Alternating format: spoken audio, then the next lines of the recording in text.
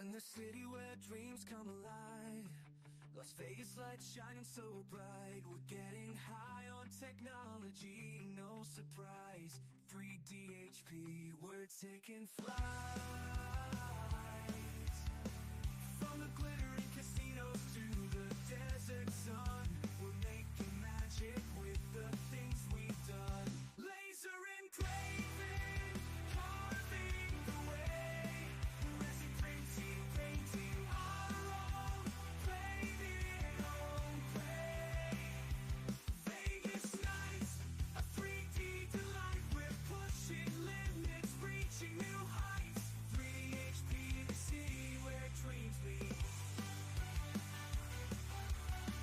Las Vegas, where creation is sweet.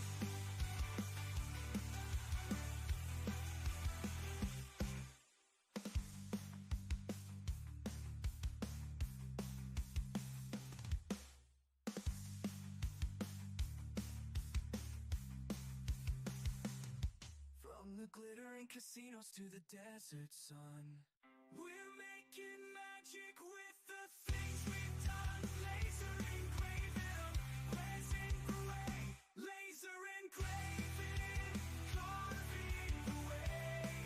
Resin printing, painting our own, painting our own way. Vegas nights, a 3D delight. We're pushing limits, reaching new heights. 3HP, the city where dreams meet. Las Vegas, where creation is sweet.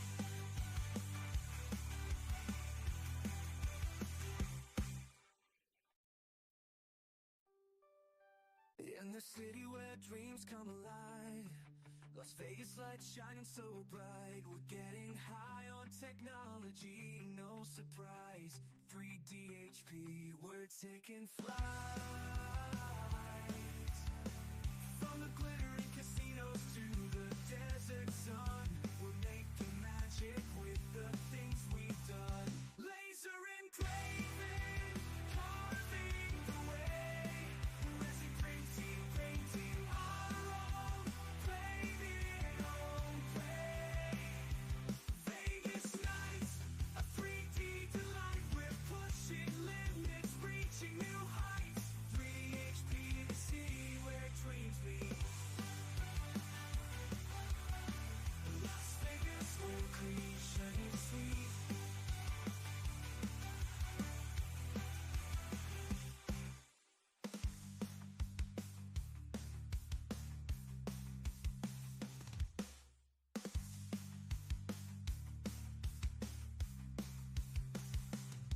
From the glittering casinos to the desert sun, we're making magic with the things we've done. Laser engraving, resin gray. Laser engraving, carving the way. Resin printing, painting our own, painting our own way. Vegas nights.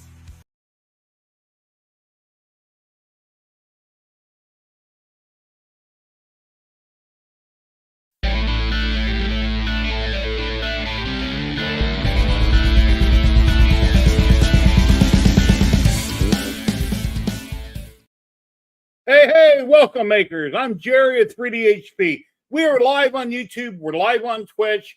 We've got a couple of makers in the back room. We're going to bring them right out here in just a minute. Hope everybody's having a great, super awesome weekend. And yeah, let's get the show on the road. We do this for 3 to 4 hours every Saturday at 12 p.m. Pacific. And my dog wants a cracker and she's barking and she'll have to wait a minute. So let's bring in the men we have in the back room. Hey, Kenny, what's going on? Zach. What's up? What's up, guys? How are we doing? Oh, man, I could have done that. Dang it. Hello. Well, hello there, ladies and gentlemen. Zany Maker Zach, an Impact 3D and laser engraving himself. Zach, what happened? Somebody farted at your house? Yeah, my dog did. Okay. And also doing a little bit of sanding. Yeah, okay. Anyways, so, go ahead, man. Matt will not be with us today, everyone. He has some things he's working out. He may not be streaming for a little bit, so we will not have a Matt, but we'll continue as usual at a regular scheduled time and channels. Dogs, no more. Just Sandy one. So, what have we been working on, guys? What's new with you guys? I just got more of the blimp done. I got a lot of the dreadnought done as well. Oh, cool. Yeah, it's in boxes right now because trying to transport that between our areas is kind of, it's fun. Difficult, but fun. Very nice. But QR code made as well. Cool. Hold it close to the camera and be still, and people scan away. Get your phone out. Take a picture. It looks so weird that the Z on my end looks like it's moving. No. Yeah, the Z kind of looks like it's turning. Yeah. Yeah, that's weird. Neat. It's like you see those 3D pictures on Facebook, and they're messing with your eyes. They're not actually moving, but they look like they're moving different directions. Yeah, that's all I'm saying. That's, you know, I just been doing that and then making information cards for each of the like massive prints I have. I've been very active on TikTok for the last week. I have done stuff in the past once in a blue moon. Now I'm posting at least one video, a 60-second video every single day, guaranteed. Please follow me on TikTok if you're on there, Jerry_3DHP. I'd really appreciate it.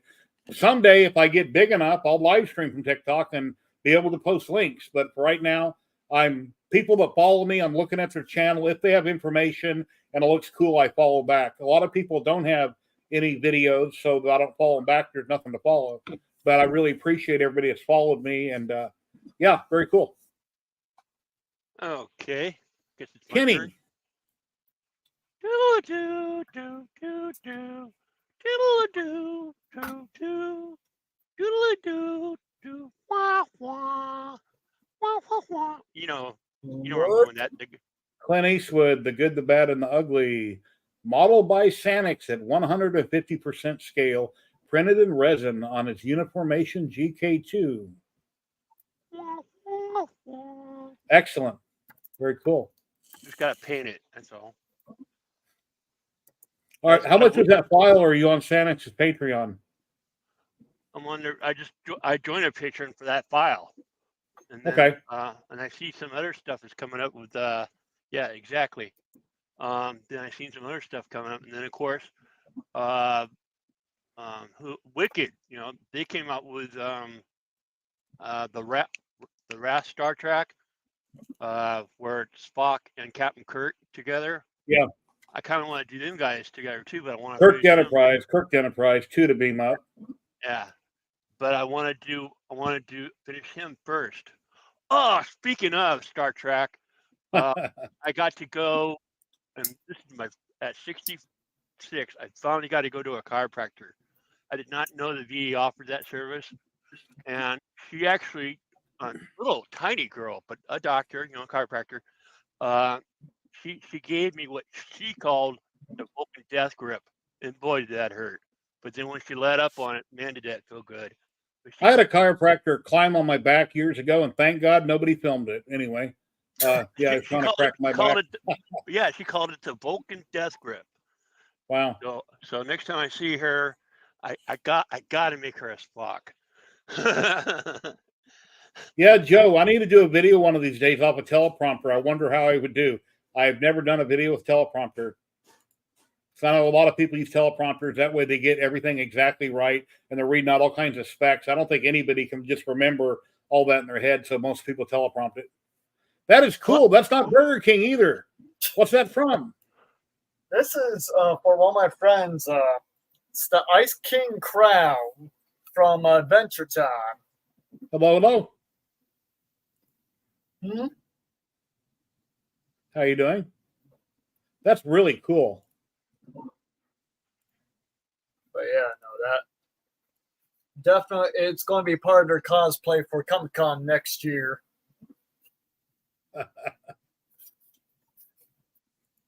Yeah, Jerry is always. When I was a kid, I wanted to be a magician. Then I wanted to be in the movies, but I never pursued it. I would love to someday maybe meet somebody on a live stream and they had something coming up where I could have a one-liner in a movie. That'd be cool. I'd do it as long as it's in Vegas or they flew me to California. I'd do it for free. I would love to be in a movie. That'd be really cool. Get yourself a cameo right there. Yeah, that'd be awesome. Yeah. A print just finished. Like an evil biker dude or something. I don't know. I've been in plays. I've been Santa Claus. I've been a businessman that died of a heart attack. I worked on Henry Ford's assembly line, putting the tires on when I was like maybe 7. But my Santa Claus, that was awesome. A guy was interviewing me and a guy that was doing Jesus, and I was Santa Claus. Of course, the reporter. So, yeah, it was a church play.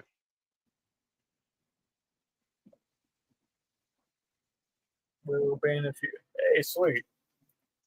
Oh, and then one of them, the businessman, where I died as a businessman, we got to do that one at Yosemite National Park. And a bunch of people came around because there was nothing else to do that night but watch a play. Back in the 70s. I was R.E. Tycoon. Rat. I have a screen I want to share here. I'm not going to play any music on it.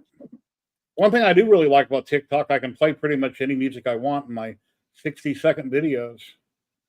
So that's really cool. That is. Okay, here's my profile right here, Jerry 3DHP. I've only got 202 followers, 186 following, but I've only been actually active in the last week. I just done a video there talking about this show and what we do. And then I posted the Mother Alien this morning. And then I've got the power loader there. And then I'm talking about my exhaust update that I did with my new machine, my RF laser, where I ran across the ceiling down to the machine. And then here's a bunch of cool stuff I did on the Mopa fiber laser a while back. You know, I realized, I was thinking, how am I going to get content every day to be on TikTok? And I'm thinking, wait a minute. I've been printing and resin printing and FDM printing and doing stuff on the CNC since 2017. I've literally got hundreds and hundreds of things that I can pull down and talk about. So I have endless videos for TikTok every day. So there's no reason for me to ever run out of content. You don't have the Ghostbuster mobility anymore to show off. Yeah. I got pictures of it, but I don't have it. I don't have it. Yeah. Wait, I just saw that Mother Queen. Not that the Queen one. Right here. Yeah. Yeah, I posted that this morning. I'm going to take a gander at that. I'm a huge Aliens fan. I'll kill the audio on it. It needs to be painted, but like most things I have, they need to be painted. I used to get so busy printing stuff, there'd be something else cool online. I'd have to get the file and have to print it. Then the next one, then the next one, then the next one. And I literally was spamming all my socials every week constantly. And somebody's like, well, who's that guy? And said, if you don't know who Jerry Knapp is, you must be living under a rock. But I don't post like that anymore because I ran out of room to put stuff. So I don't post as much as I used to. Been a minute. I just wonder when they're going to come up with a Beetlejuice model. Let me catch up on chat. That's another one I would do. Awesome. Lee Marie 3D is going to drop in the minute. Yeah, they just ended their stream.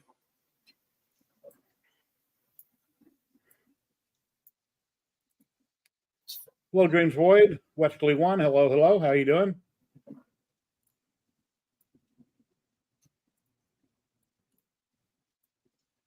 So, yeah, if you guys are on TikTok, please give me a follow. I'd really appreciate it. Really appreciate it. Try to help grow it. And then when the channel gets big enough, I'll start live streaming from TikTok and doing more. I'm trying to be more active. And now that I realized that I can break open my phone and pull up a 60-second video, and I can literally film, like I say, hundreds of things, just pull something down and talk about it. I've got content for weeks, months, maybe even years. So should be fun. It's hot. I don't post on Instagram that much, but I'm there. I post on, let's see, Twitch. I only stream once a week. X, I'm on there. I occasionally, I'm not that active on X. I mean, I look at it, a lot of posts. I like stuff. I give them a heart and I share it. And I don't know. It seems like when I post on Twitch, nobody shares my stuff very often. A few people here in chat do, but a lot of people don't. But I try to share all the cool stuff I've seen. So I just wish everybody shared everybody's stuff more often.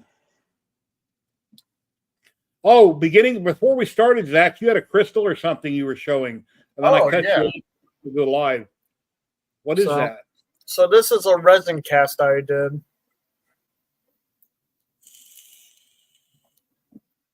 It is a failed first time with gold leaf. Oh, cool. Yeah, no, it's like a D20.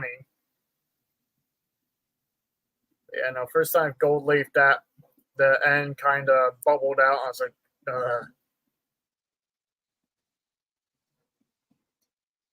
yeah, no, I'm starting to do resin stuff now. I have my pressure pot loaded. I can open that for an hour one. I see you got an alley in your hand. Was that from a support on a model? Yes, this and then this as well. What about this? Nobody. Oh man. I mean, I busted up my arm a little bit. I mean, hey, it's part of the game. You don't expect. Yeah. Nothing, man. It's just big old cut. Yeah, I hate when you get a support underneath the fingernail. That's got to be the worst pain. So I'd say the worst pain is taking one of these. My worst accident, I was trimming these and just went into and cut. I pinched it and I cut the webbing between my thumb and my. Oh no! Wow. Yeah, that was my worst accident. I learned. Yeah, let's not cut towards your hand. Yeah. Yeah, those little cutters, that's what I use for my fingernails now. It worked good. Very precise. If I went fancy, I would use these little snippers. Ooh. As I drop it almost on my foot, that's lovely. With supports, I've also found you can get rid of them easier by just using long nose. Because you got your. Hey, Jerry. Good morning. Whoops, sorry, wrong one. Because you got your raft, that you're trying to break it away from. Because with resin, you got to have a raft. Otherwise, how's it going to adhere? So, but I'm finding it's easier for me to break off supports if I just go in there with long nose and just start breaking them. And then once you get apart from the piece, it's easier, to clean them off. I use light, dense supports in cheetah box. I usually space 10 millimeters up because if I only go 5 millimeters, there's too many supports. It's really hard to take my flat blade and slice them. So I try to go 10 millimeters tall if I can. And I use like 75, 80% dense supports. If you use medium or heavy, guess what? You may not get them off. So try to go heavy with light supports if you want to remove them. That poncho was a bitch to clean. I'm going to let you know that. The inside of it. I got a base built for my laser. I had all the lumber outside in the garage. Went to Harbor Freight, bought some wheels. Paid my next door neighbor that don't speak English $10 to help me set it down from the counter onto that table because obviously there's no way I can move that myself from a higher counter down to a lower counter. Why not? It's too heavy. Even if I was in shape and I still worked, I couldn't pick that up. It's too much for one person. Yeah. And then I took that same image and I got a video about it. So right there. How come? Oh, and I got my nozzle. I got my total from SV08. They sent me one free nozzle that won't blow apart when I print PETG. I figured they would have sent me 3 to be nice, but no, they sent me one. That came, I think it was yesterday. Should have been or 2 days ago. There's construction on my street. So the mailman said, oh, undeliverable mail, which is BS. Because I left my house 4 times a day while there's construction. And you just have to wait a second while they're doing stuff. And they flag you through. But the mailman didn't want to run. And they sent me a new runout sensor. Since I got the printer, it was bad. They sent me a replacement. It's an optical sensor, not a clicky. So we'll see if it works.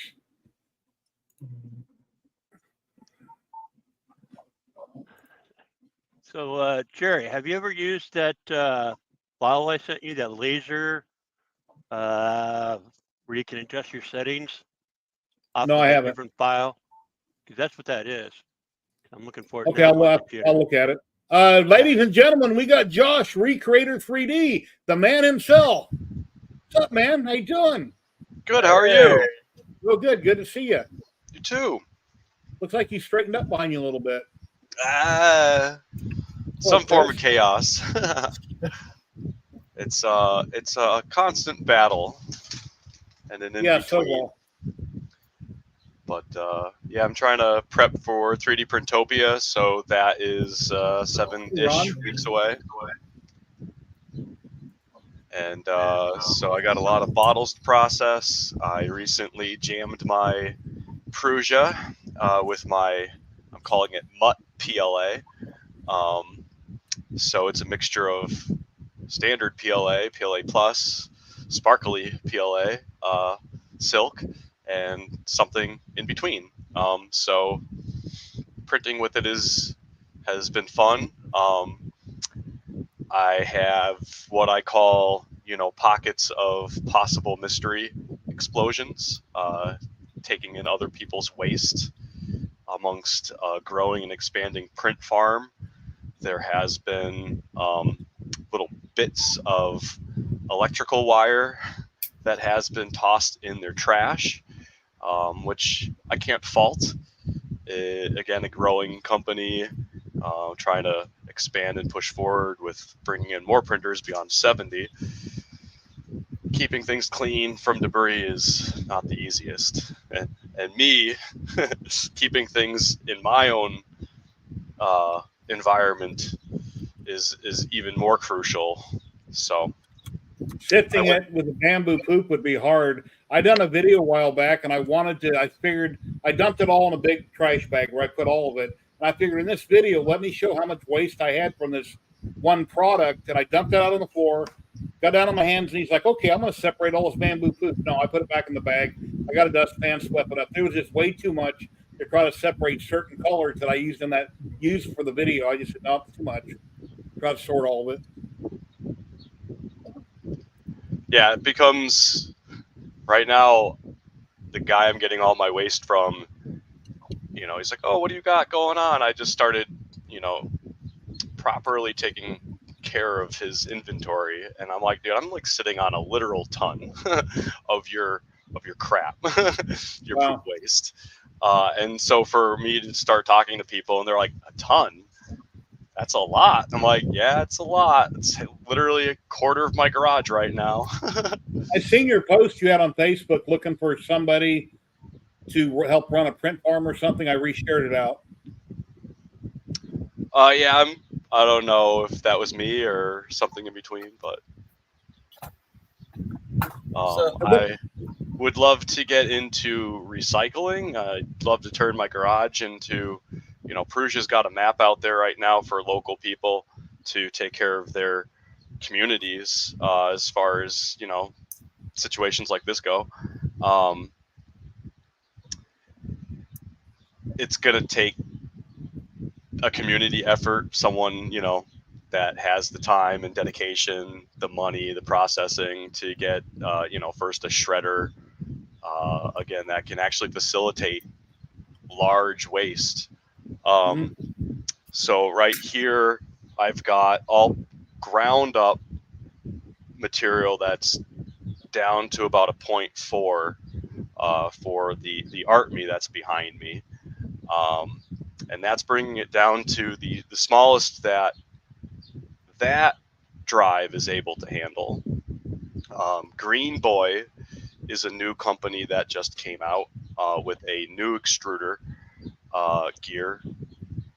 and it's very chonky and wide, so it can actually take a variety of sizes compared to off-the-shelf bits that you'd be able to get that are more refined, that need to take like rice grains or even nail clippings, as we're saying.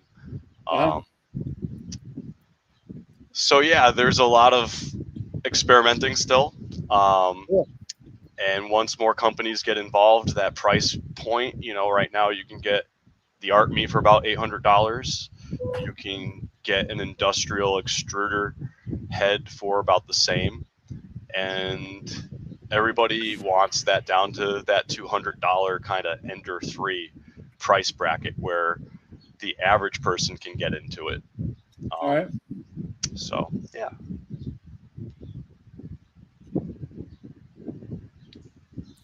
But, my shredder... Ladies and gentlemen, we got Ron, Canadian Maker Project, popping in from Canada. Hey, Ron. Hey, everybody. How are you? Hey. Not doing too bad, just trying to keep up with everything that needs to be 3D printed, the craziness of it all. Yep, it's an 8-day-a-week hobby for everybody, 24 hours a day. Yeah, for me, it's 24 hours a day, pure work day. Wow. Well, as you guys know, I run a 3D print farm for another 3D printing company, so. Okay. Cool. Yeah, so all the fun and joy. And who was asking about recycling 3D printing part? Like Josh. Oh, I'm working on recycling in general, varying aspects. Okay, well, I heard about a company that is making an extruder. It's supposed to be $5,000 US. Ooh. And apparently it's aimed at the 3D printing community. I'm like going, oh, okay, that's kind of interesting. $5,000 is rather steep. It's a little steep, but when you think about it, Ron? You got a link?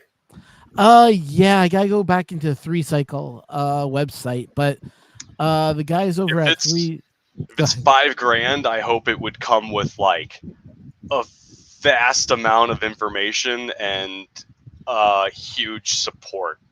Like that's Ender or that's Prusa status, where you're like investing a good amount of money into something that's just all the work's been done for you. If you've got problems, you call tech support. Yeah, that's a lot of money. If you got a product you want to sell, have lots of pictures and a really good story to go with it, because your story is 99% of selling your product. If you got a really good story, lots of information, lots of pictures.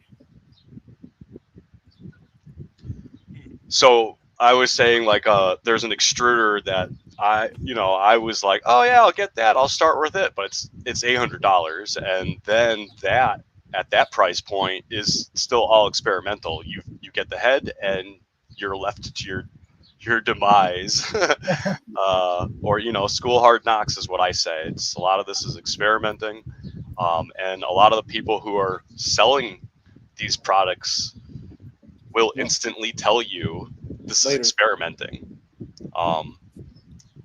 I know for me doing pultrusion, I tell a lot of people, I'm not selling a kit right now, but I have a support group and a community that they go above and beyond with helping people with varying issues, because with doing your own homemade filament, there's going to be a vast array of varying issues. Like right now, I have PLA plus, silk, and a bunch of other variations of a mix in here that we're calling a mutt.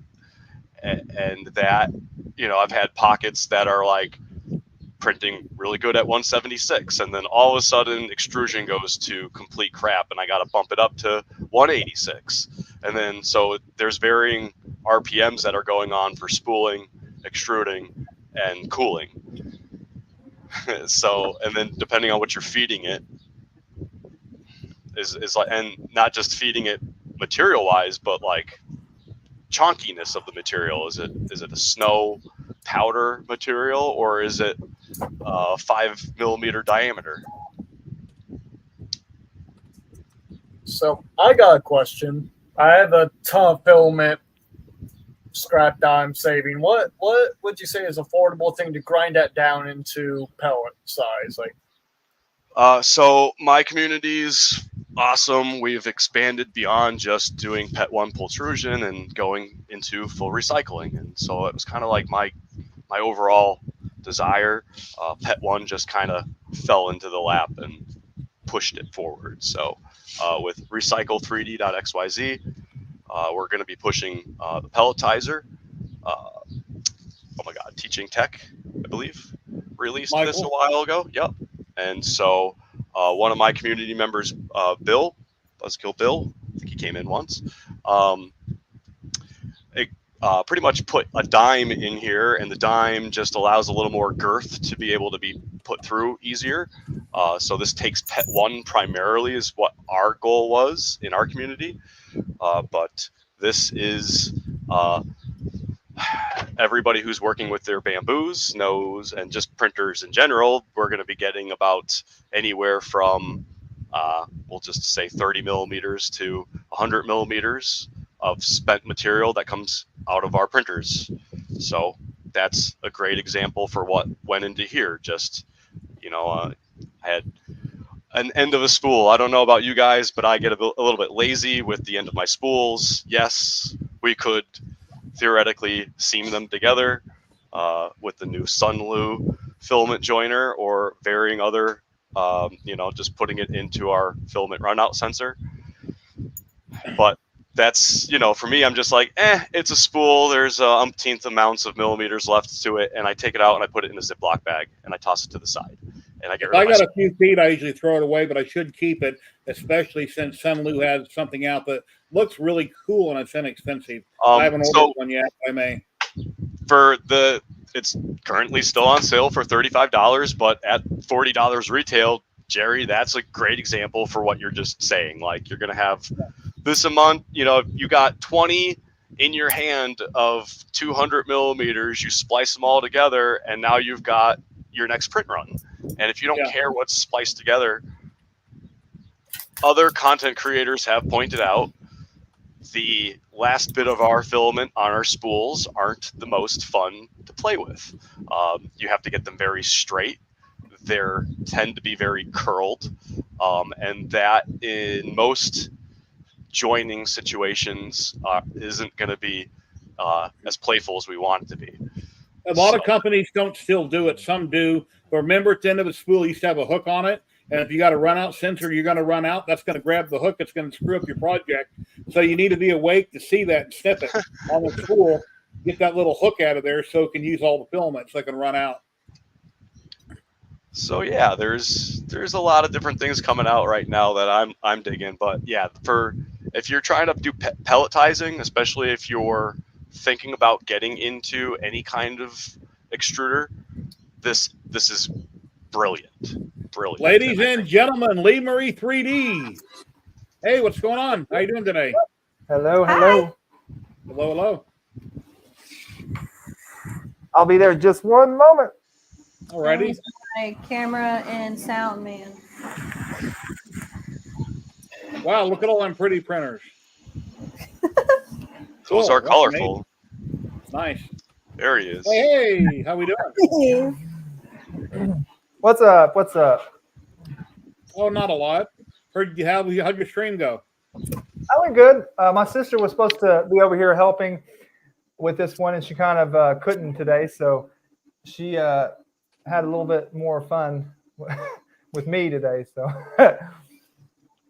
are all those designs on your back wall behind your printer? Or is that an overlay?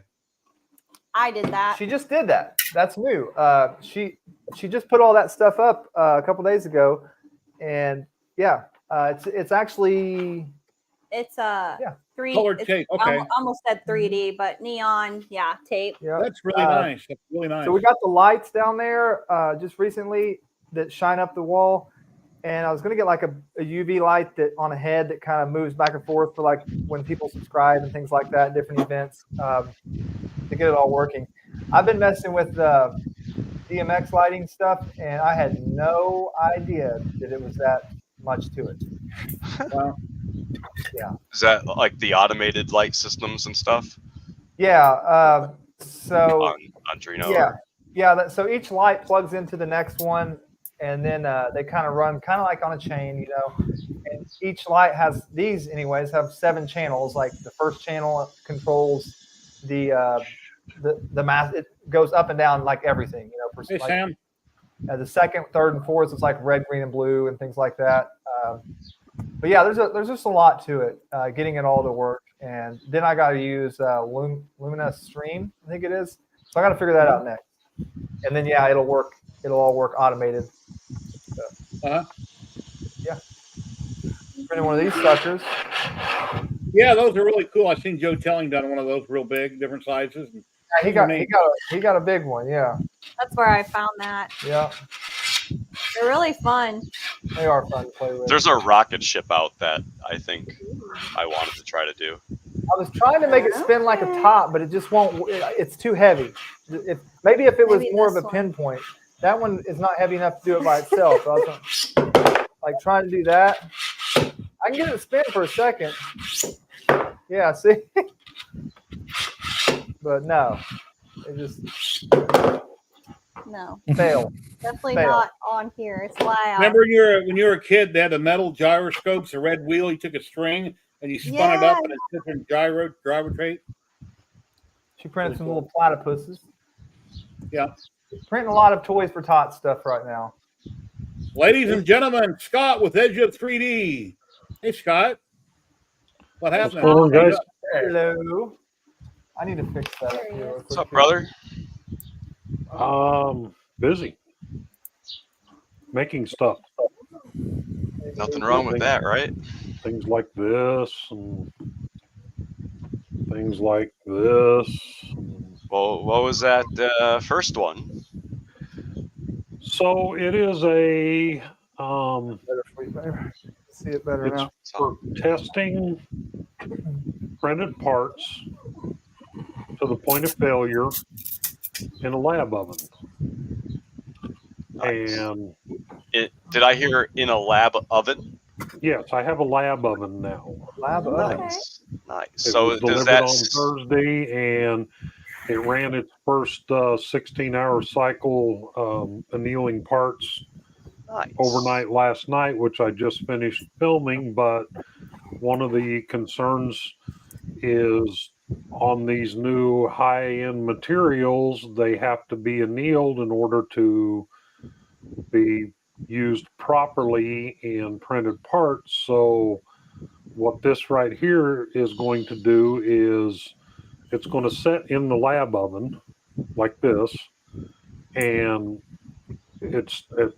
I'll start at 50 degrees, and then every 5 degrees I'll let it soak for an hour, and then be able to measure this piece here to see if there's any change dimensionally on it, as well as take a I have so many questions, trying to contain myself. A torque screwdriver and see where the torque is at and retorque it back to a set point, and continue to do that every 5 degrees until it fails. So and anybody that's got a Voron, Lee Marie, I'm sure recognizes these because there's at least 2, 4, 6, 8, 10 of those in their screen. This is just gantry parts off of a Voron 2.4. One of them's just mirrored is all it is. And this is to kind of simulate the tool head. So this is the first thing I'm going to be testing, and this one has R's on it, which means it's raw.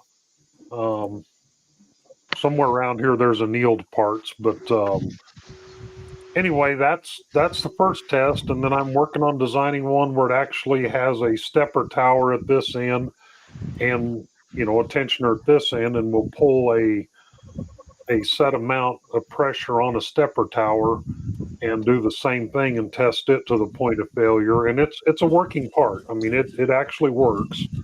Everything's just exactly like it should be. So, it's just a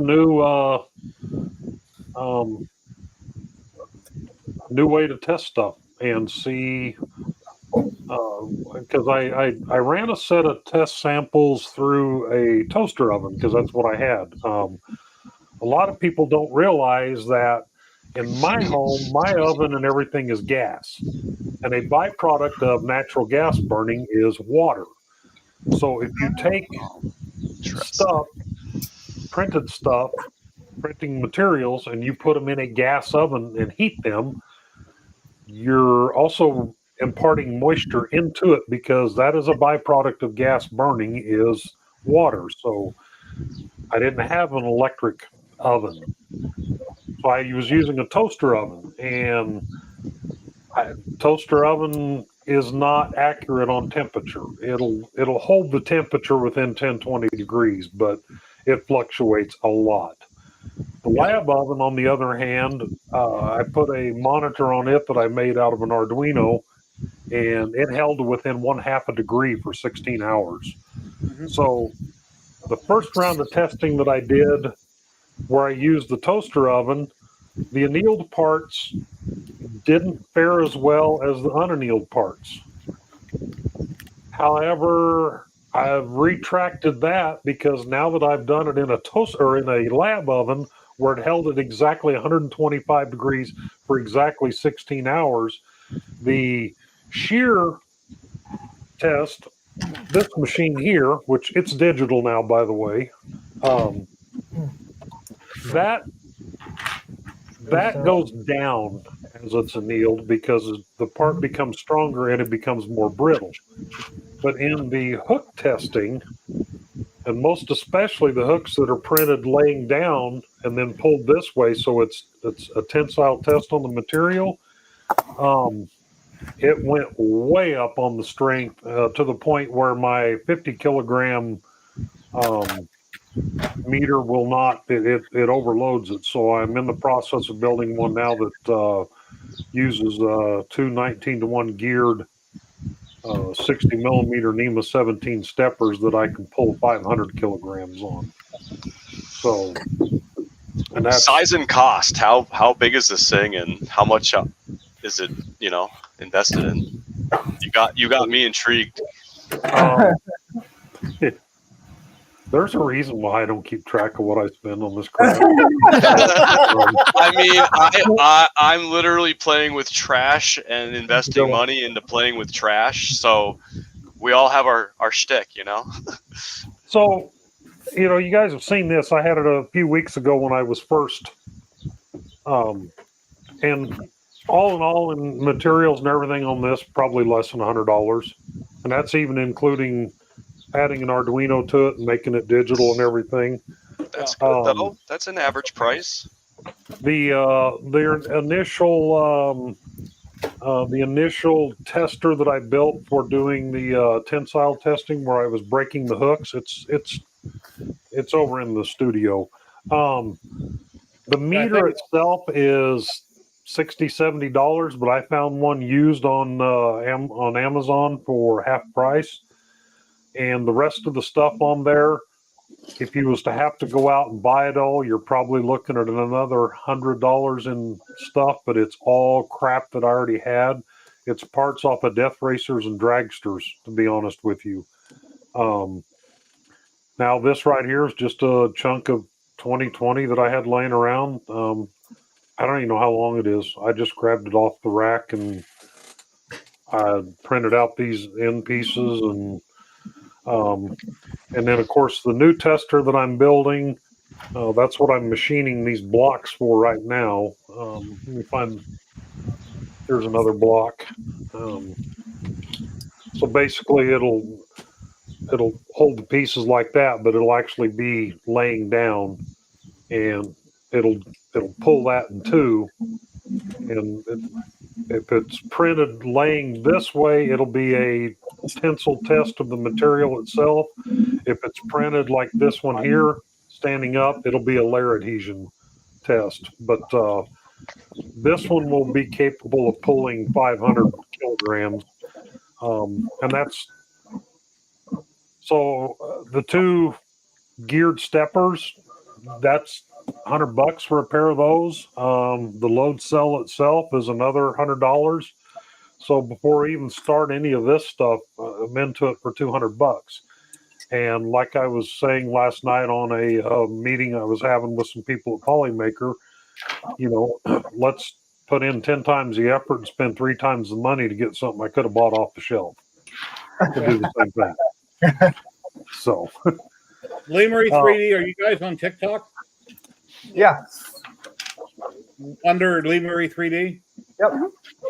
Okay. I just started posting there a week ago, a video a day. So, Josh, are you going to be at 3D Printopia? Yeah, we'll follow you. Thank you. Dun, dun, dun, dun, dun, I think I don't know if I have audio going on that's maybe irritating some people. Somebody's getting some audio interference. Yeah, it's been like wind noise. I'm not sure. So I'm gonna go mute, and maybe you can let me know if it's me. Oh, I thought you. Oh, I thought you didn't like my. Oh, it instantly stopped. The wind. Oh, hang on. Yeah. Anyways, I gotta paint this son of a gun now. Looks nice.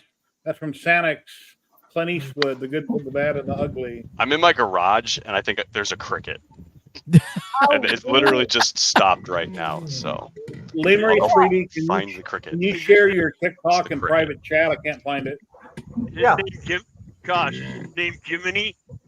Yeah, it's Jiminy. On top of it, my mic's about to go, so maybe I'll dip out and save some people some sanity. But yeah, I will be. If you're going to be at 3D Printopia, all of my testing equipment is going to be there, representing the Polymaker Print Busters group. So nice. If that's an invite for some Pet 1 to be tested, I will have some. So Nick is going to put out some tweets and everything else, and he's going to give the specs or the STL files, basically the dimensions that parts need to be printed in, and anybody can bring anything in and put it in the tester and give it a go.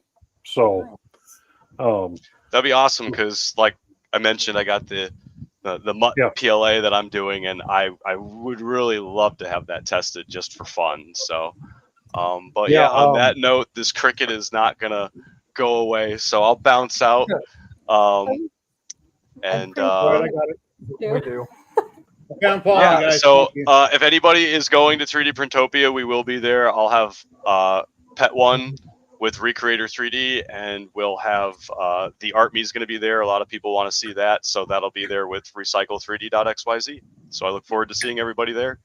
Awesome. See you then. Yeah, I'll join in next week in my basement where I think there's a cricket there too. So you're always welcome. Whenever you want. All right, brother. We'll be here for 3 to 4 hours. You're always welcome to pop back in if you like. All right, sounds good. Take care. Thank you, man. All right, take care. Jerry, you're on Discord, aren't you, Jerry? Yeah, I'm on Discord. What's your Discord name? I don't know if I have you on here. Let me pull it up. There's not much activity there, but I'm on Discord.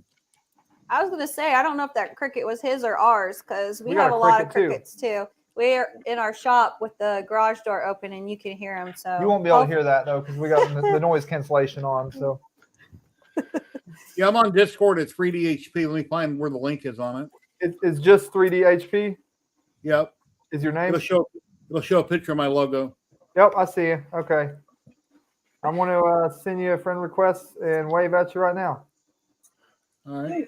Man, here it is. So I follow you on here and on Twitch, but I didn't know you had TikTok as well. You just got it, didn't you? Or you just started? Did you just start it? I got a YouTube channel I've had for 5 or 6 years. 3D printing and painting, 3D HP. I'm on YouTube also.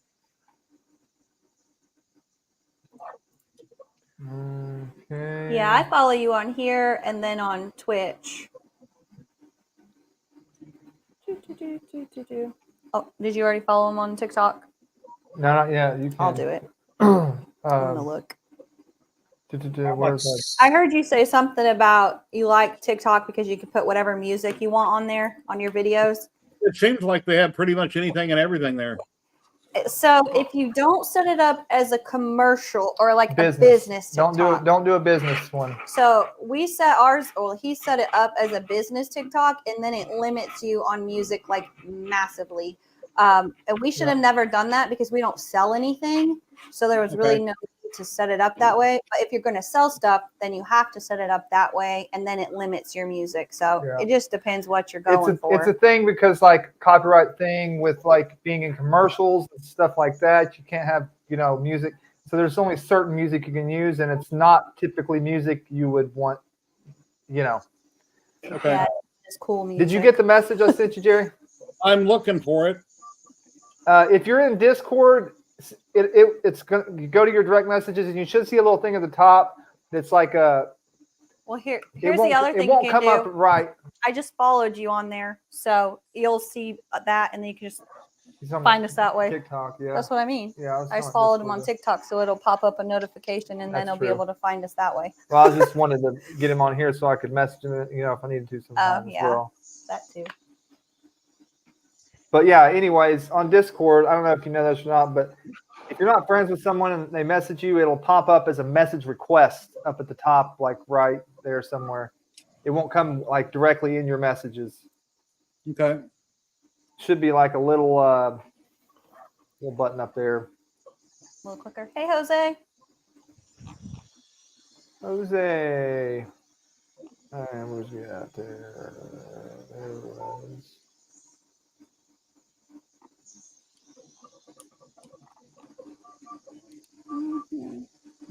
Save.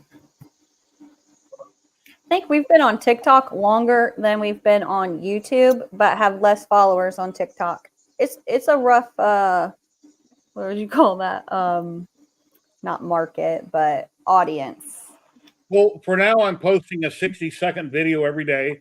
And since I've got years and years of stuff to post, I can literally, if I don't have current content, I can grab anything off the shelf and I can talk about it for 60 seconds. And then when people follow me, I click on them. If they have any content, if it's anything hobby related, then I follow back. If it's a blank channel, then they don't have no content, then obviously I don't see a reason to follow them back. Yeah. They have no content. Yeah.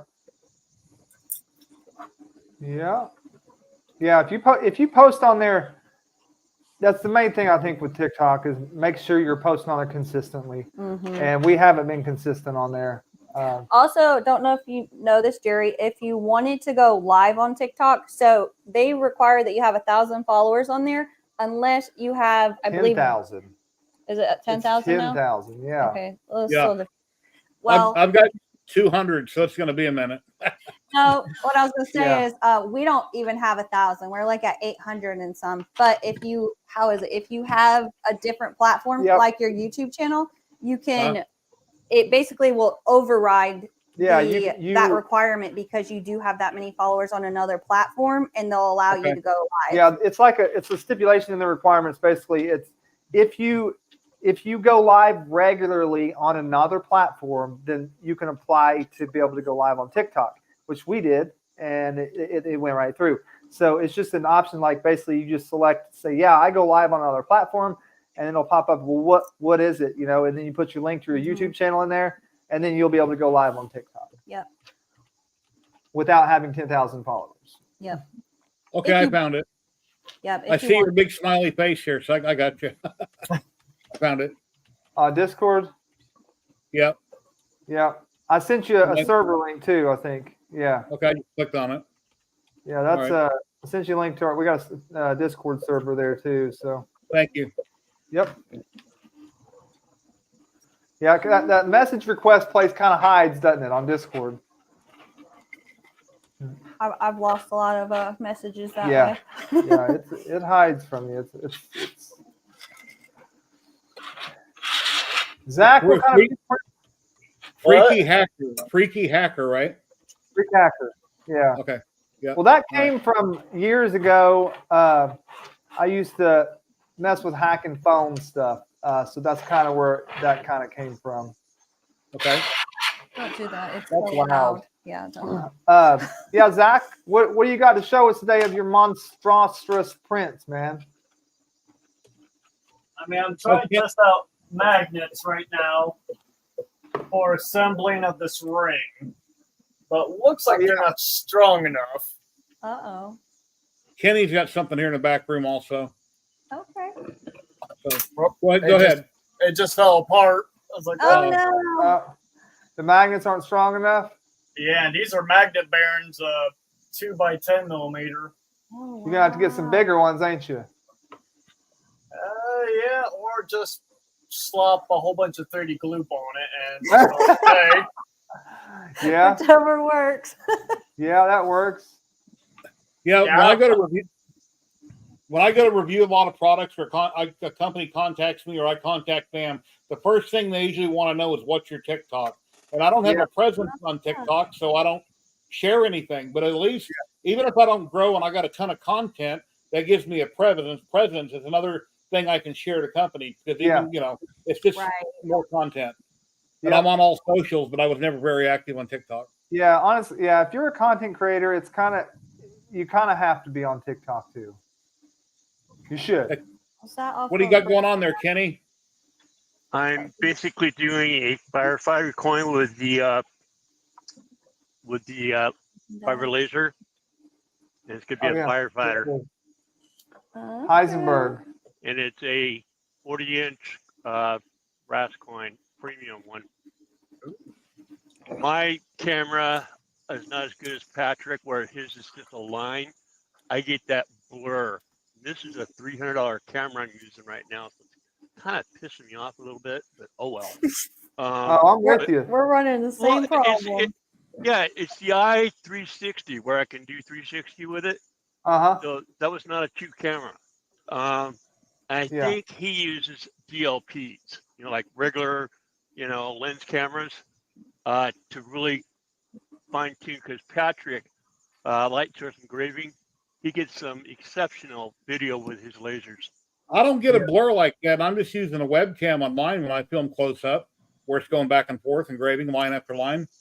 Well, and that is about 10 feet apart too, between the camera and the actual source. Because the camera's up in the ceiling almost. And it's looking down. All right. I had to take the printer down, the new printer. I had to take it down because it was right in line of fire. As soon as I put it up on my second screen, it's like shit. So I'm gonna have to relocate my camera because it went right into the printer when I was trying to film it. So I got the 8 sitting on the floor here. So anyway, what model is that? I'm seeing his leg on the left of the screen. I see a black boot, purple leg. What model is that? That's my Han Solo. Okay. Where? But some people, newbies here. That's cool. Yeah, it's my Han Solo. Yeah. Nice. And then. Hello, Pez Liz. And then here's my Yoda. I need to do a Yoda. You fidgety. Yoda. Nice. Nice work. It's strong with this one.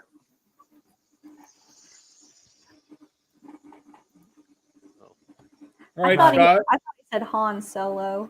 It's Han Solo. That's the new Solo. tensile tester that I'm building that'll do half a ton, 500 kilograms. So it'll be able to break, like I say, half a ton. So 10 times what I can currently. Wow. What is that picture from? What program did you design it in? Where it took Fusion 360. Fusion. Yeah, it was like Fusion. Yeah, it's just a render on Fusion 360 is all it is. I've been retired for 11 years. I don't know how to model anything. I've never learned Fusion, and I've been retired for 11 years. You think I'd mastered both of them by now? Not necessarily. Well, hang on. Let me switch over here to a different screen and actually put Fusion up. I think that takes a little bit of artistic ability, not just. It does. It absolutely does. Mm-hmm. It's not. A lot of it is math. Ladies and gentlemen, Zachary 3D Prints is popping in. Hey, Zach. Hey, what's up, guys? Hey, Zach. It's been a while. Holidays. Two Zachs on here. Another Zach. So it's official. Zach is the best name to have. Totally agree with you, Zach. So there it is in Fusion 360, Jerry. Hey, Dilmac. All right. Kind of give you an idea. I need to print that Yoda. Pause. Nice. Pause. But then you take something like that, and then you go to No. You got the different ones? render screen, and you can render it however you want it. And Oh, I see. Why Nice. cancel Render. the test? Rendering's easy. You just hit the button. Oh, shut down, huh? yeah, so It's that's the all it building is. everything. Very cool. If you want to fidget, you can play with this. He's not loud. Thank you. I can do some minor things for Tinkercad and 3D Builder. That's about it. Yeah, the only one I'm good at Ooh. is Oh, a scroll? Ooh. Oh, that's so cool. Oh, Oh wow. Yeah, this is a work in progress. Wow. But yeah, an amazing part is it also rolls back up. So, Zach, you should build a life-size ship. It's a life-size play. ship. So I could play on it. If you would help with the cost, I will agree with this. That would be really cool. Like, I mean, I'm excited because I'm going to airbrush this and everything. But this is just. That's really cool. That's awesome design there. Send an email to Polymaker. Tell them you need to sponsor 100,000 kilograms of filament to build a ship. There you Yes. You need I 30 mean- Orange Storm Giga printers and Yeah. a 100,000 Well, square foot warehouse and a staff. And Yeah. Nick's Yeah. got the money. Yeah. Yeah, if you got the means to do it and all the equipment, I'm sure Polymaker would sponsor it. I bet you they would. Yeah. Yeah. Because that would be awesome. Yep. If you I'd give watch enough that. promotion. So somebody is going to print in a whole ship? I mean, Yeah. I print ships. We was Like just life saying size? he should print a big ship. He has like massive ships, but not a life-size one. But he needs a Not yet. life-size one Not yet. so we can play on it. Until he starts printing the Titanic or so. They Yeah. are getting close to life size for Mitch. Hey, Oh, come on. Oh, that, goodness. that was a low blow. Yeah. Oh, in Baker, California, home of Yeah, alien human jerky, like if you're going to LA from Vegas, they have alien jerky out there, and that owner is building a ship hotel, like looks like a spaceship. So if you want to go on a ship, go to Baker, California, home of the large thermometer that everybody sees in the news. Baker, California. There's a spaceship I've out got a there. Klingon ship above me, a Romulan bird of prey, and a Star Trek Enterprise. They're off a GAN body. They're like 3.5 foot. They're above me. So yeah, I look painted them black colors. I never finished painting them, but I painted their basic color with spray paint and I hung them up. Yeah. Because I got bored with them, then I wanted to go on the next project. So I never. I do that with a lot of things. Some things I finish painting. Most things I print, put on the shelf, and I jump to the next project. So some things I do, some things I don't. And again, that was Alien Jerky, Baker, California. You look You it said up and you'll see some interesting stuff. Baker's, California. Baker, California. It's a little hick town when you're driving to LA. It's kind of a rest stop, tourist trap. Okay. It's on Interstate 40. You can't miss it because it's the only thing after you leave Las Vegas before you get to basically No, it's on- Barstow. I'll on be the looking into 15. that. It's on the 15, not the Or 40. 15, I mean, not 40, 15. There's nothing Right. on 40. There's absolutely nothing on 40. I got that 90% painted. I got to finish There it. is in a couple spots, but not much. Man, that's. In Arizona, there is. Wow. Not much. Yeah, that one is Yeah. nice, Jerry. That's all resin colored. Is that Bumblebee? No. aliens. Power loader. Power loader Aliens. Ripley from Aliens. It's a big forklift. Oh, okay. It would be cool to own one of those. Actually, they have them in real life. People have made these in real life. Power loaders. That reminds me of the on Avatar, the things they walk around in. So on TikTok, like I say, a video a day, 60 seconds, very easy. I can grab anything, set it down, talk about it, film it, and then I can do that for a couple years. I got so much stuff along with regular content. So. You have enough material for making content on Twitter, TikTok. Sorry, TikTok. Yeah. That the one with the alien inside of it? Your home, Zach? It's the one where he's getting attacked on the power loader itself. Yeah. I repainted this. There we go. The glow's Nice. clear. Oh my goodness. Looks amazing. Yeah, it's Xenomorph attacking Ripley. That's cool. Or is that Ripley, or is that got a guy in it, right? That's a soldier, yeah. Okay, that's cool. You know, that's one movie. That's the one movie series I never watched is Aliens. Now you need a motorized. I have watched last week the first Alien movie from '79. Yeah, Alien versus Predator. They're all excellent. I love sci-fi. My daughters love Alien, all of them, and Predator. Yeah. Predator is kind of on my top list of movies I do enjoy the most for sci-fi. Because Predator is just phenomenal. I mean, it's not just the acting alone; it's everything in that whole movie. Hey, Dave Gatton from Dave Gatton CNC over on YouTube has a wonderful CNC channel. Gotta get to the chopper.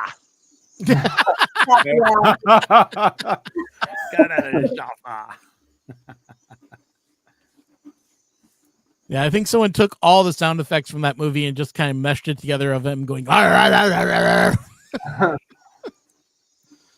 a question for you. Is that printed resin FDM, Zach? You gotta be in here. You're muted. Can't hear you. Is the Xenomorph statue? Yeah. Yeah, that has resin. Well, let's not open up our. It's based off the model that they released from the Alien. Crap, what game was it? It's based off their model that was injection molded. Okay. So, want to make one myself and.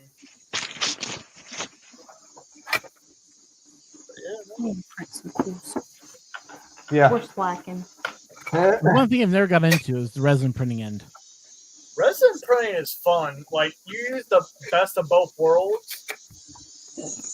FDM for like the super large prints. Actually, man, I don't have this put on this laptop. I need to get that on there. Any back there heaving that printer up. Mm-hmm. That's always fun. Yes, it is. And these printers can be heavy. Yeah. So somebody was talking about Transformers. There you go. That's setting in my yard. I love Transformers. Oh. Wow, nice. Optimus Prime right there. Is that your truck, Scott?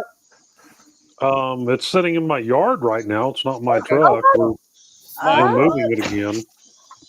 That's awesome. Nice. We transport it all over the country for different events. So. Okay. Oh, cool. Nice. Has anyone heard of? I think it's called I Heart Cookies, and they have a bumblebee robot thing that they set up. They travel across the U.S. and it's like a little, almost like a food truck with cookies. Yep. But they bring this bumblebee like robot with them everywhere, and I had to go. They were actually in our little tiny town. I went and saw Bumblebee. It was really cool. Yeah, they got a life size. They made it look like it was a lot bigger than it was on the videos and stuff, but it was still cool. Yeah. It's just like a food truck that has cookies, you know.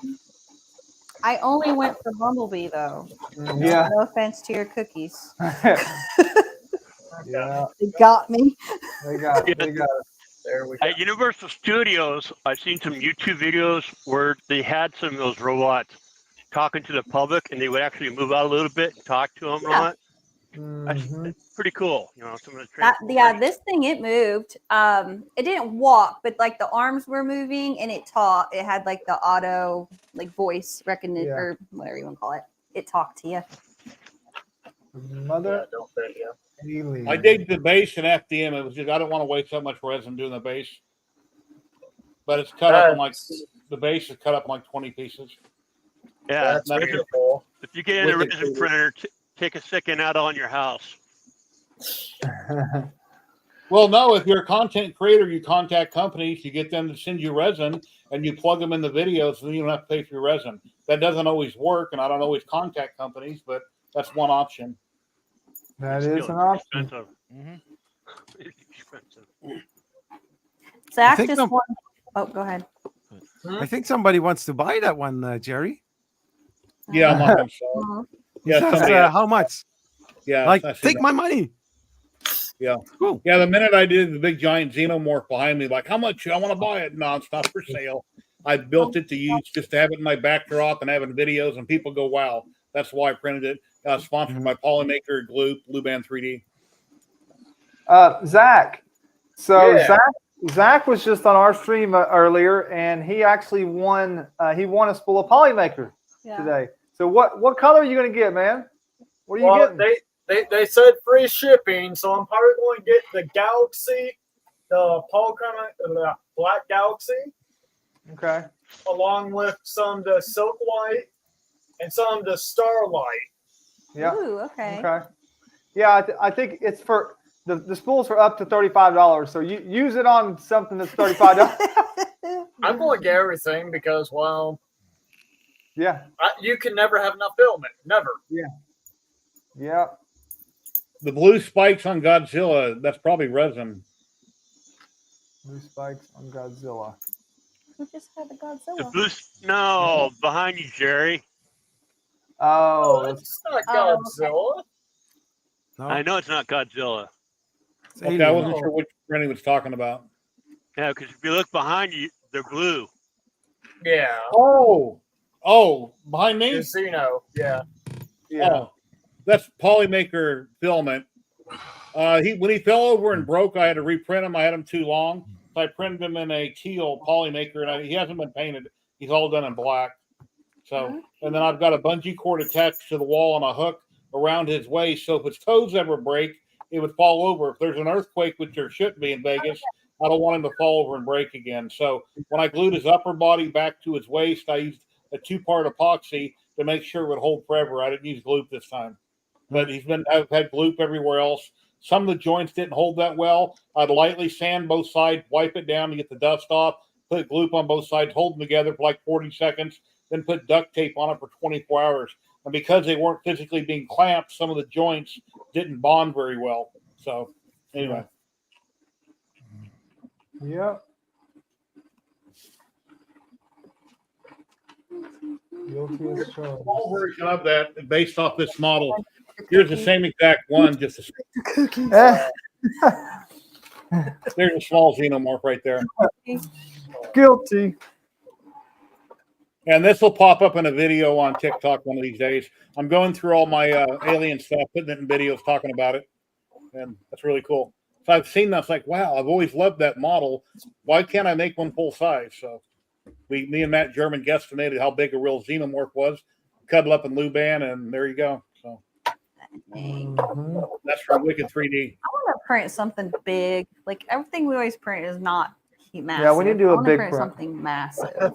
Oh, if you want to talk about massive, who was it that did the Hulk there, Jerry? Derek, he's in chat right now. In yeah. the UK. He built Hulk? like a big giant Hulk. No way.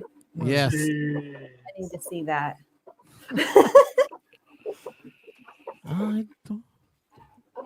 Derek, are you still in chat? Big prints do take a long time. That's true. Yeah. That's why you get more printers. That's right. Yeah, when I bought my here he is right here. Del Los Logos 3D printing. He's got a YouTube channel, and he's done a full size Stormtrooper. And didn't you do an Iron Man too? I think you did an Iron Man too. Okay. That's kind of the thing. So the T prints for West 3D, like printed parts, sometimes it's slow, but other times we don't get to print anything we want. It's just printing orders. So whenever it's slow, like it is right now, I'm like, they're mine. Derek's Hulk was bigger than my Xenomorph. He said it's 56 rolls of filament, 8'7" tall. Wow. 8. Holy moly.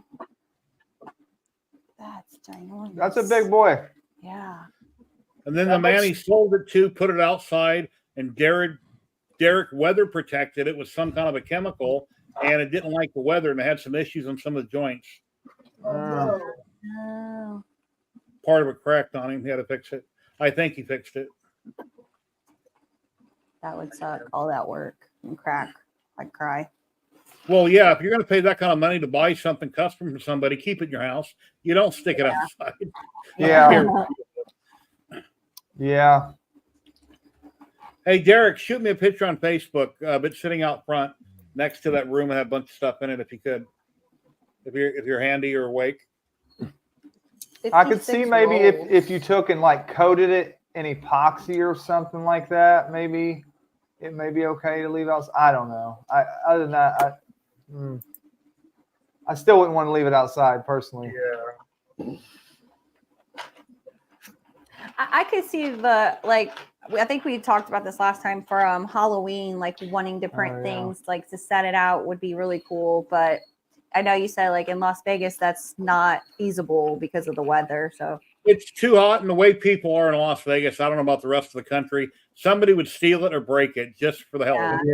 Yeah. That's the way things are.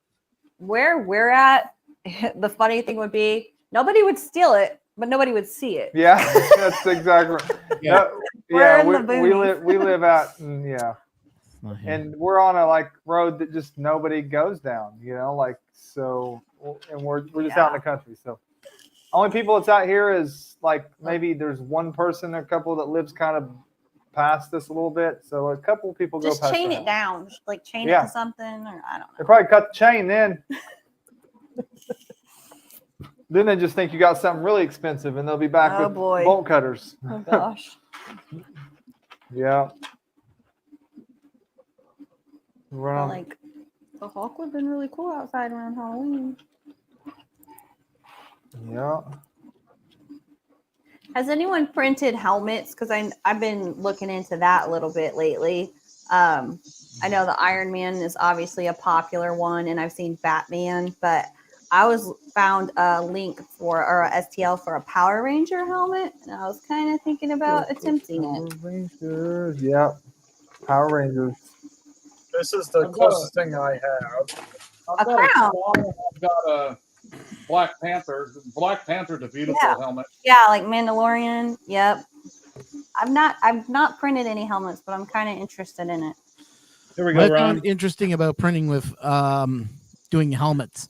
Right. It's on Creality under Creality CR10. Okay. So it took about 3.5 days. But the trick is when you're doing something like this, make sure that you look at which way is better to orient it. I found that this way was okay to do it because of the inside was just no supports inside. The only supports I used was around here and in here.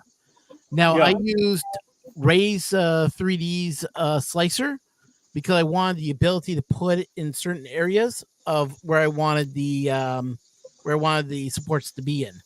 Now with Prusa and the rest of them now all have supporting the tree supports, or as Prusa likes to call it, organics. Ugh, hate that name.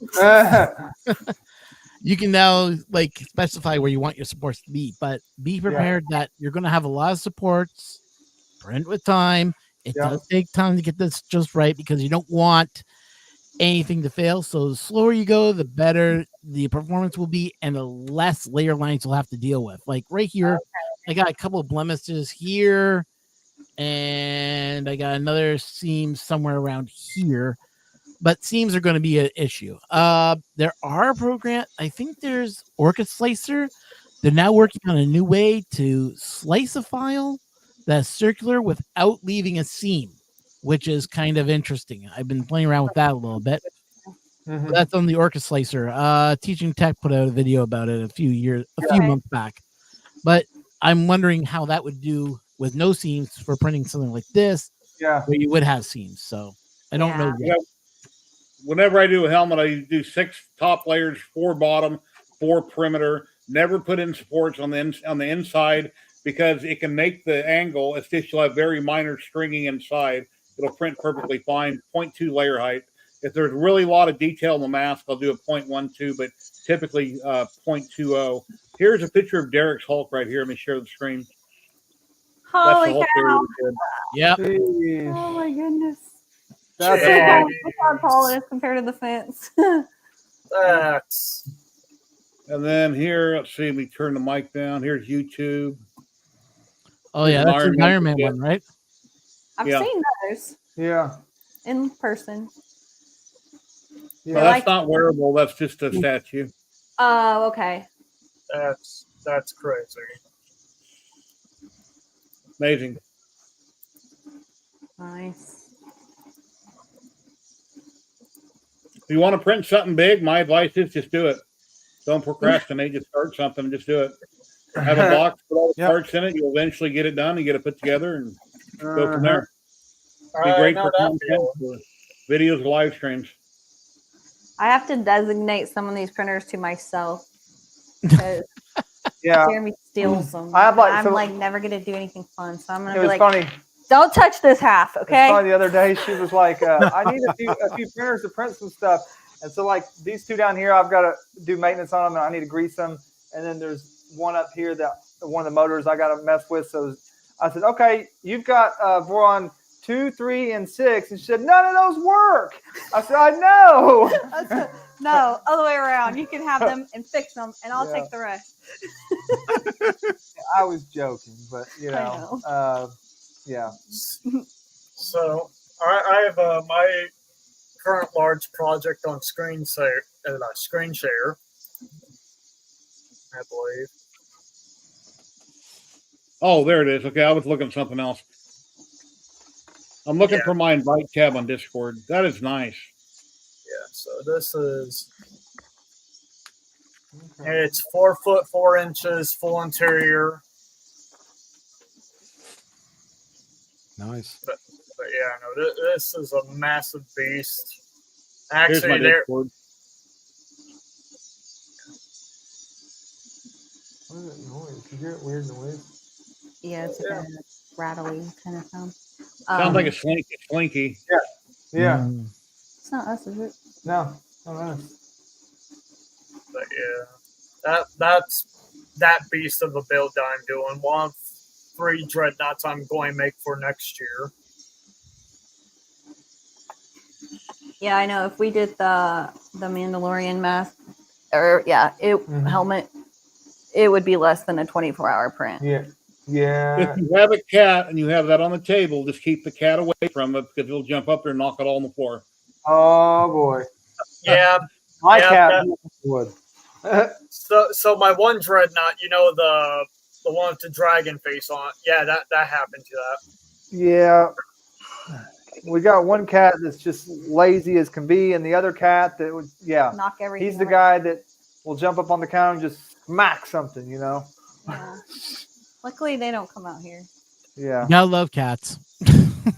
Yeah. I do. Yeah, there they are. Just don't come out here. They don't No, like. I mean, go ahead. Huh? We brought them out here before, and each of them out here before, and it's different to them. So they don't meow a lot, but as soon as we bring them out here, they start meow meow, like going crazy. So. And testing the durability of prints as well. They do. Yeah. Durability testing. Yeah, constantly testing gravity. I mean, I will say, when my cat knocked down the one dreadnought that you guys saw, there's only a few things that broke on it. All the joints stayed together, which I'm so happy for. And it left a divot on my. How many rolls of filament do you go through a week, Zach? Let me count this week's batch. Yeah, guarantee let me see real quick. 9, 10, 11, 12, 13 rolls this week. Yeah, that's insane. Now, if I had all my resin printers going, I could go through an insane amount of resin, insanely fast. kind of sickens me how much resin I can go through.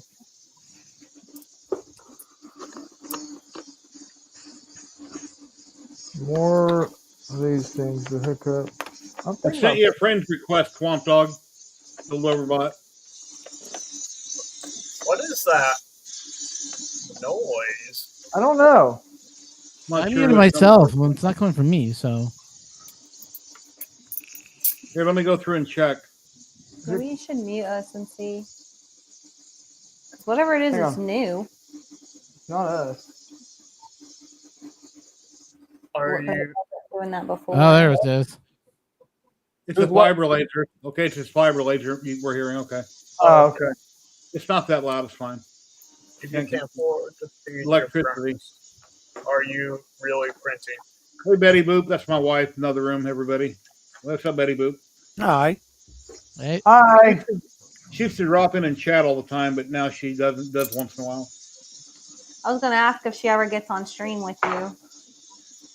No, she has once or twice in the past. She done one unboxing with me, but not usually.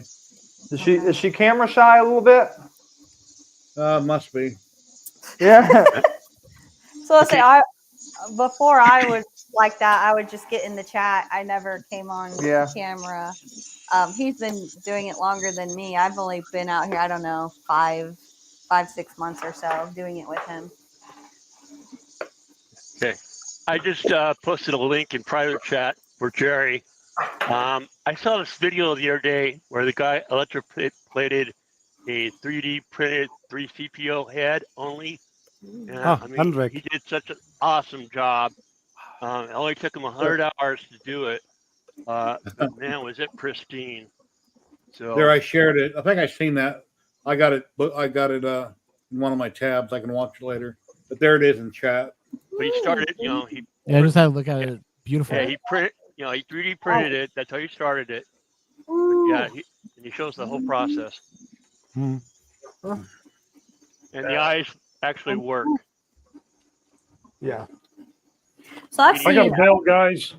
I got a alarm going off at my office, so I got to figure out what's going on. Thank you for joining. You have a great day. We look forward to seeing your next video. Yeah, I'll try to catch up to you guys next week. I got to get down there and see. It looks like I got somebody breaking into my office, so gotta go. Oh, Okay. Take care. Yeah. okay. Oh, No, that's not good. Well, if he catches him, that only happened once. So Yeah. anyway, at least that's how I feel about it. Well, at least he's aware of it, so at least got some security there. You know. yeah. I need to get some better security stuff here. I mean, we're out in the country, but it's not really more security I want. But we got teenagers, so you know. Yeah. Make sure they don't sneak out. Yeah. Window They've sneakers. done it before. Hey, Thunder Keys. Well, if you break into my house, have crackers, the dogs will just eat them up and you leave you alone. Thunder Keys. Hello, hello. What's up, And Brian? I pity the fool that comes to mind. I got 2 cats that'll scratch your eyes out. One of mine would. I got a dog that will lick you to death, basically. Then after that, I got a few, I don't know if our cats would just run hide under the bed or beg for food. Our female is probably between 20 and she's not fat. She's stocky. She's between 20 and 25 pounds. I mean, She's not fat. She's just big boned, right? Big bone. I have a 16-pounder, but that's big. 28 pounds. That's a I'm just big visualizing cat. it in my head, like holy moly. My cat's Big kitty. 22 pounds. Jeez. Wow. We got some fat cats up in here. Let me go grab them. I thought our cat was fat. I told you he's not fat. He's fluffy. He's fluffy. No, he's I told you fat. that already.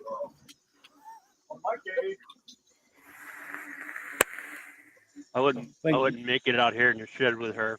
I think Zach's on a kitty run. She jumped Look to up jump what we out. had today. Oh, there you go.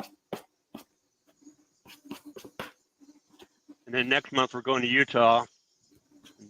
That's gonna be. We're gonna have to give her something. Break out the hat, babe. You don't look good with hats, sir. Look like a hillbilly on the south of Brazil. No, don't. Oh, here comes the cat. Oh, Here I am, buddy. Big. Wow, she's really big. Wow, what a big cat. Looks like a shade of turkey. Okay. Yep. Oh my gosh, cat.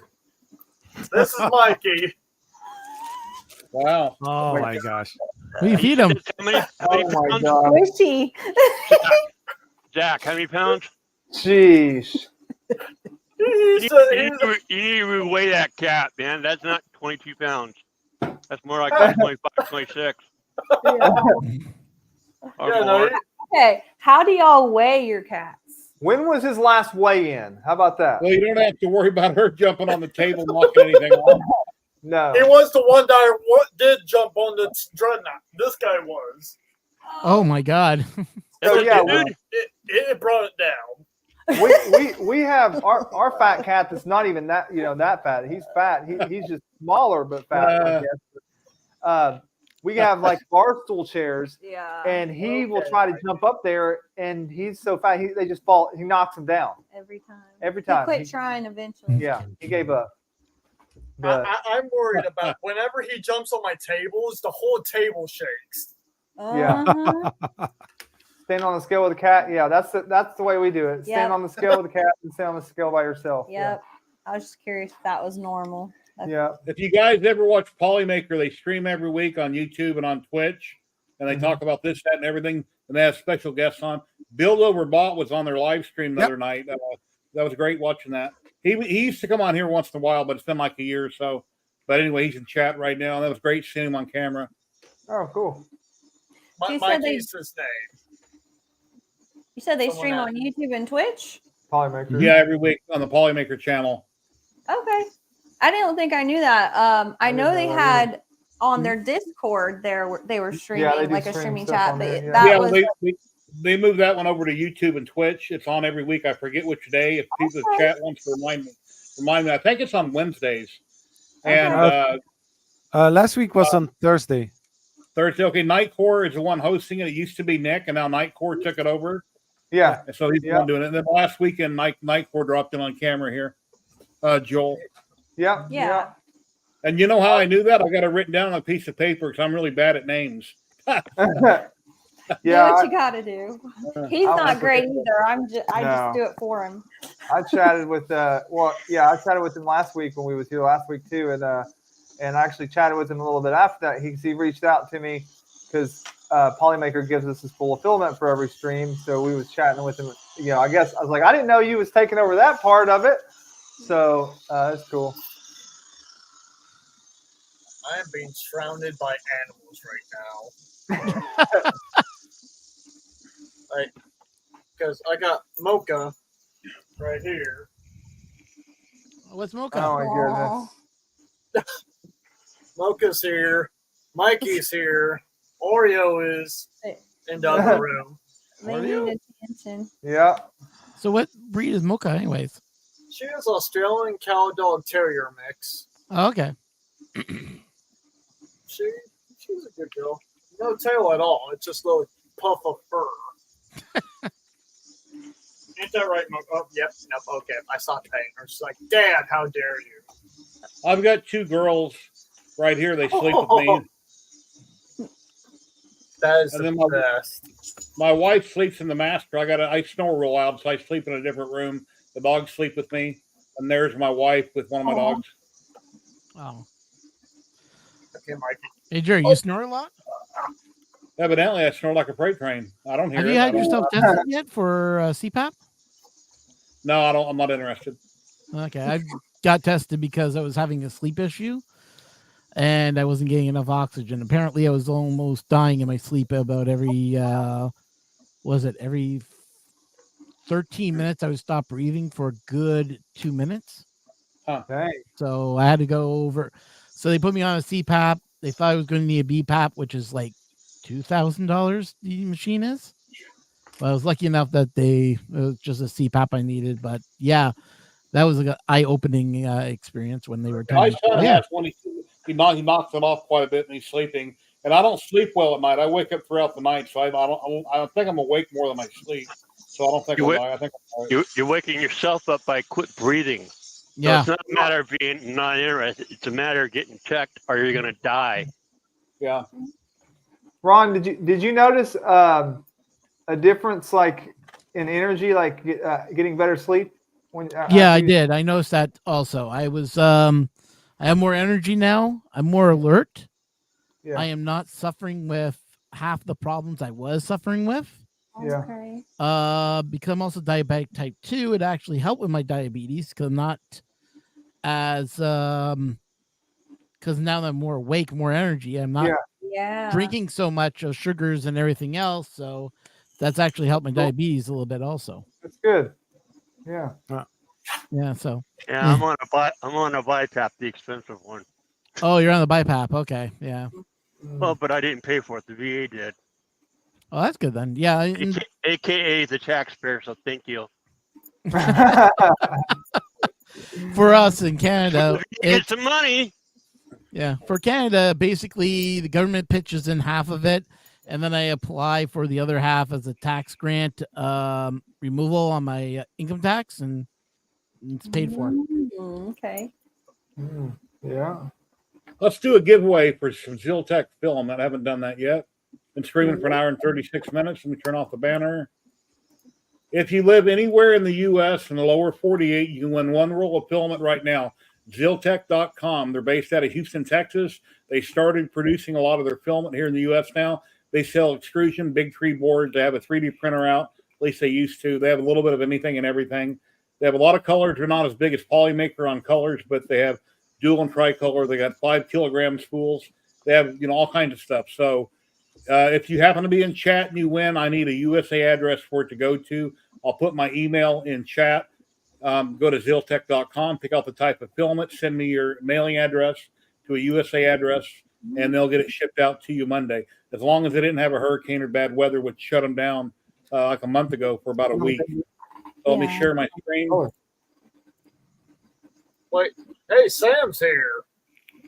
Yeah, he's been lurking in chat for a while. Ladies, okay, we got 24 entries. Here we go in 5, 4, 3, 2, 1. Must be present to win. If you won within the last 2 months, have me redraw because I don't like repeat winners constantly. Edge of 3D, Scott. Edge of 3D is one. Hey, yeah. Plus he left. Unless he's monitoring on Scott Edge of 3D, are you in chat? Maybe he's monitoring on his phone, but I doubt it. He got off a few minutes ago. I don't know. He may still be on there. Yeah. Someone's breaking in or something, you said. Yeah, I doubt that he's Matt, monitoring. You almost got that one. You've got two in a row today, man. We'll give him a second just in case, but I don't think he's still here. Scott Edges 3D, if you're still in chat, say something. But he's probably not, and I'll do a redraw. What, Jerry? What is that you're using? What's that site you're using to pick your names? I'm using StreamYard giveaway tools built in StreamYard. Oh, okay, it's built in the StreamYard. Gotcha. Yeah, I would use the wheel of names, but then I got to put out a Google Doc for both platforms. Streaming on Twitch and YouTube at the same time, both channels are interlinked, so I can do it this way. Yeah. Okay. All right. He's not here. We're going to redraw. Here we go. Redrawing. Yeah, this app doesn't like me. Da Vinci. Thunder Keys. I literally just said on our stream because somebody was talking about someone, I can't remember who it was. Yeah. But it was an ongoing joke. Actually, I think it was PC Van Vliet that said made a joke about somebody who always wins. He's good. I said Thunder. That man right there has got a lucky streak. Hey, you know what? He's in chat. Yeah. Are you in the U.S., Thunder Keys? He is. He said awesome, I believe. Right. All right, here you go. Here's my email. Email me today. Go to Ziltech.com. Pick out a color with your email, your mailing address here in the U.S. I'll give it to my rep, and they'll get it sent out Monday. Congratulations. He prints a lot for us at West 3D. That's So he does a lot of he does the Nevermore filters and stuff that we sell there at west3d.com and some of the orders for the functional order kits for the Voron 2.4s and Tridents and V0s and complete orders. So yeah, he prints good stuff. He's good quality. Ladies and gentlemen, we've got the real Sam Prentice popping in. Hey, Sam. Oh my God, what's going on? Yes, party time. Wow, amazing. How's it going? Got some awesome printers there. Looking at your background. Yeah, these are the ones that are just passing through. They come in here, we do the reviews, and then they go out to the studio. That's the deal. This was his hobby, now it's his job, pretty much. I know, right? Yeah, it's weird. It's it's been quite a journey. It's been quite a journey, and we're not even there yet. We're coasting slowly towards wherever the inevitable might be. And like I said before, once we get to 100K, then that'll be it. I'll be moving on to something else. Oh wow. Maybe. We'll see what happens. Yeah, sure, Sam. You should already be there by now. I know. We're just over halfway there, so we'll see what happens. But, I think we met you at Murph. Yeah, I think so. Yeah, I think we did. You had I don't know what they're called, but the motorized bike things. Yep. I don't know what you call them. I could have drove on it. It's really simple, actually. They're called tiny bikes. Yeah. Okay. Yeah. There you go. I'm looking for a complicated name or something. They're called tiny bikes. Tiny bikes. So we're actually building one. You can see it just here.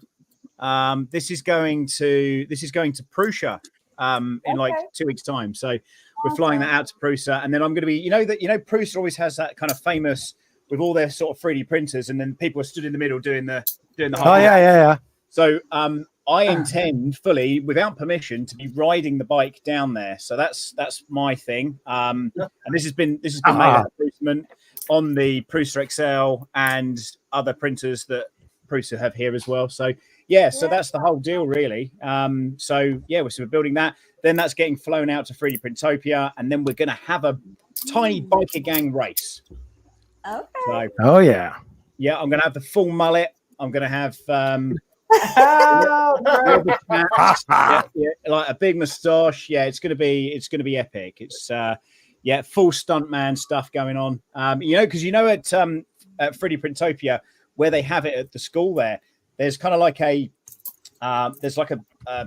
you kind of go around the building, there's kind of like a hill, and we are threatening to try and do a speed chase down that.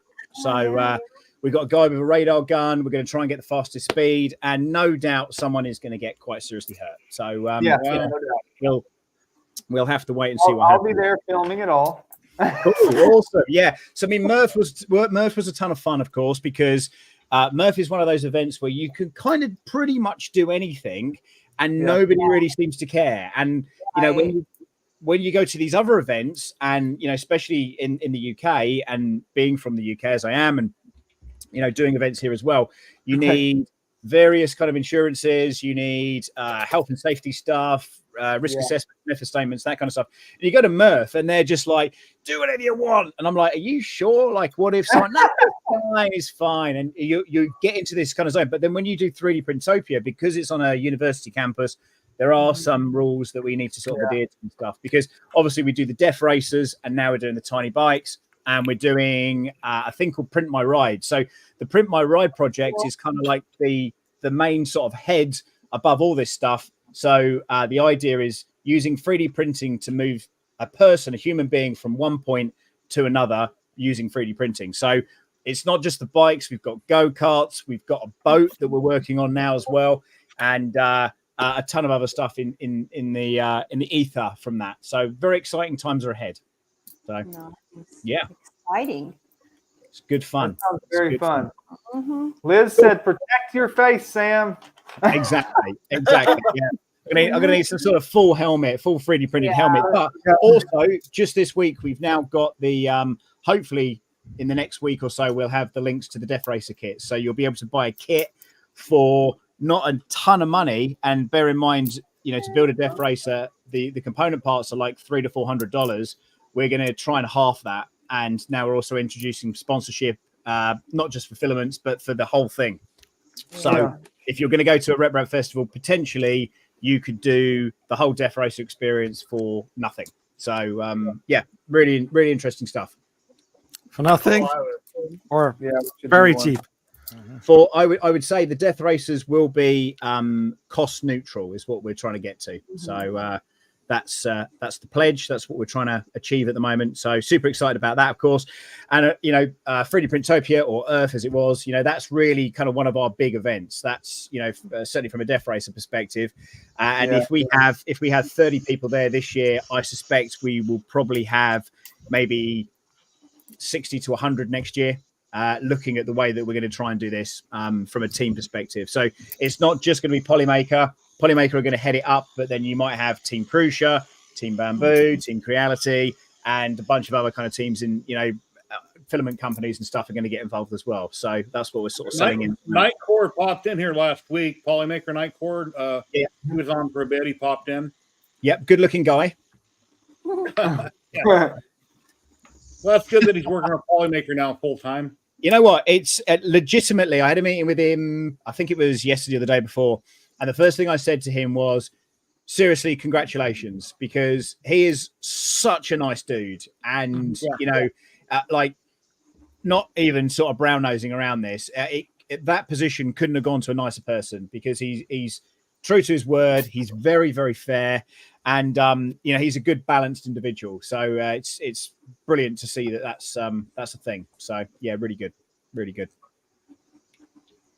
No, I didn't see Bamboo's being sued by somebody, but yeah. We actually just found that out just recently. He lives like 45 minutes from us.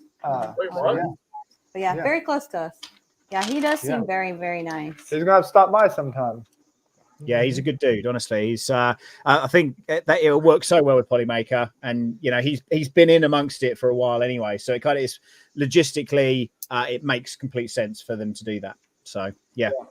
It's good. Yeah, I got the email from him yesterday. I guess you got one too. Everything goes. Well, I don't know if you did, but everything goes through him as far as giveaways or requesting. He's handling all that now.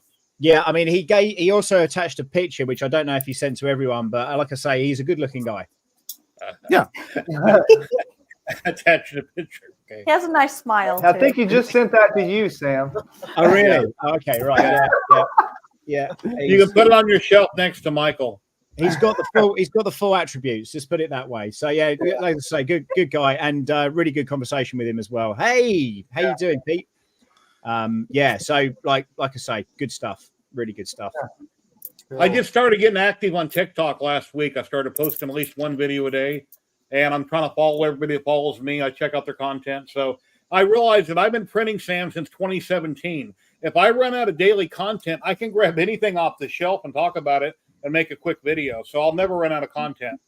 Yeah, I tried the same thing and I got bored very quickly. It's that whole kind of thing is unfortunately not my bag. And it's funny because I'm going to Prusa. It's Boy in Space. I think he's got like 4.2 million TikTok followers, and Plastic 3D is going to be out there, and he's got tons and tons of followers. And I'm just I'm on TikTok.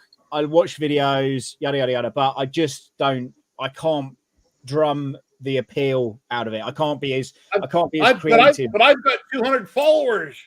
I'm going places, buddy. I mean, you really are. You really are. I mean, those 200 followers are an absolute credit to you as well, Jerry. And if I'm not already following you already, I'm definitely going to do it now.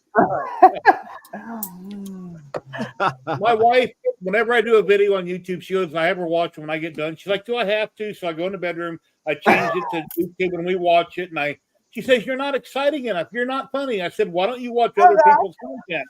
I can't always be like this all the time in a video because I can't do that throughout the whole video. I can't always be happy and exciting. I try to have little bursts of energy, but you can't do it in every video. Yeah.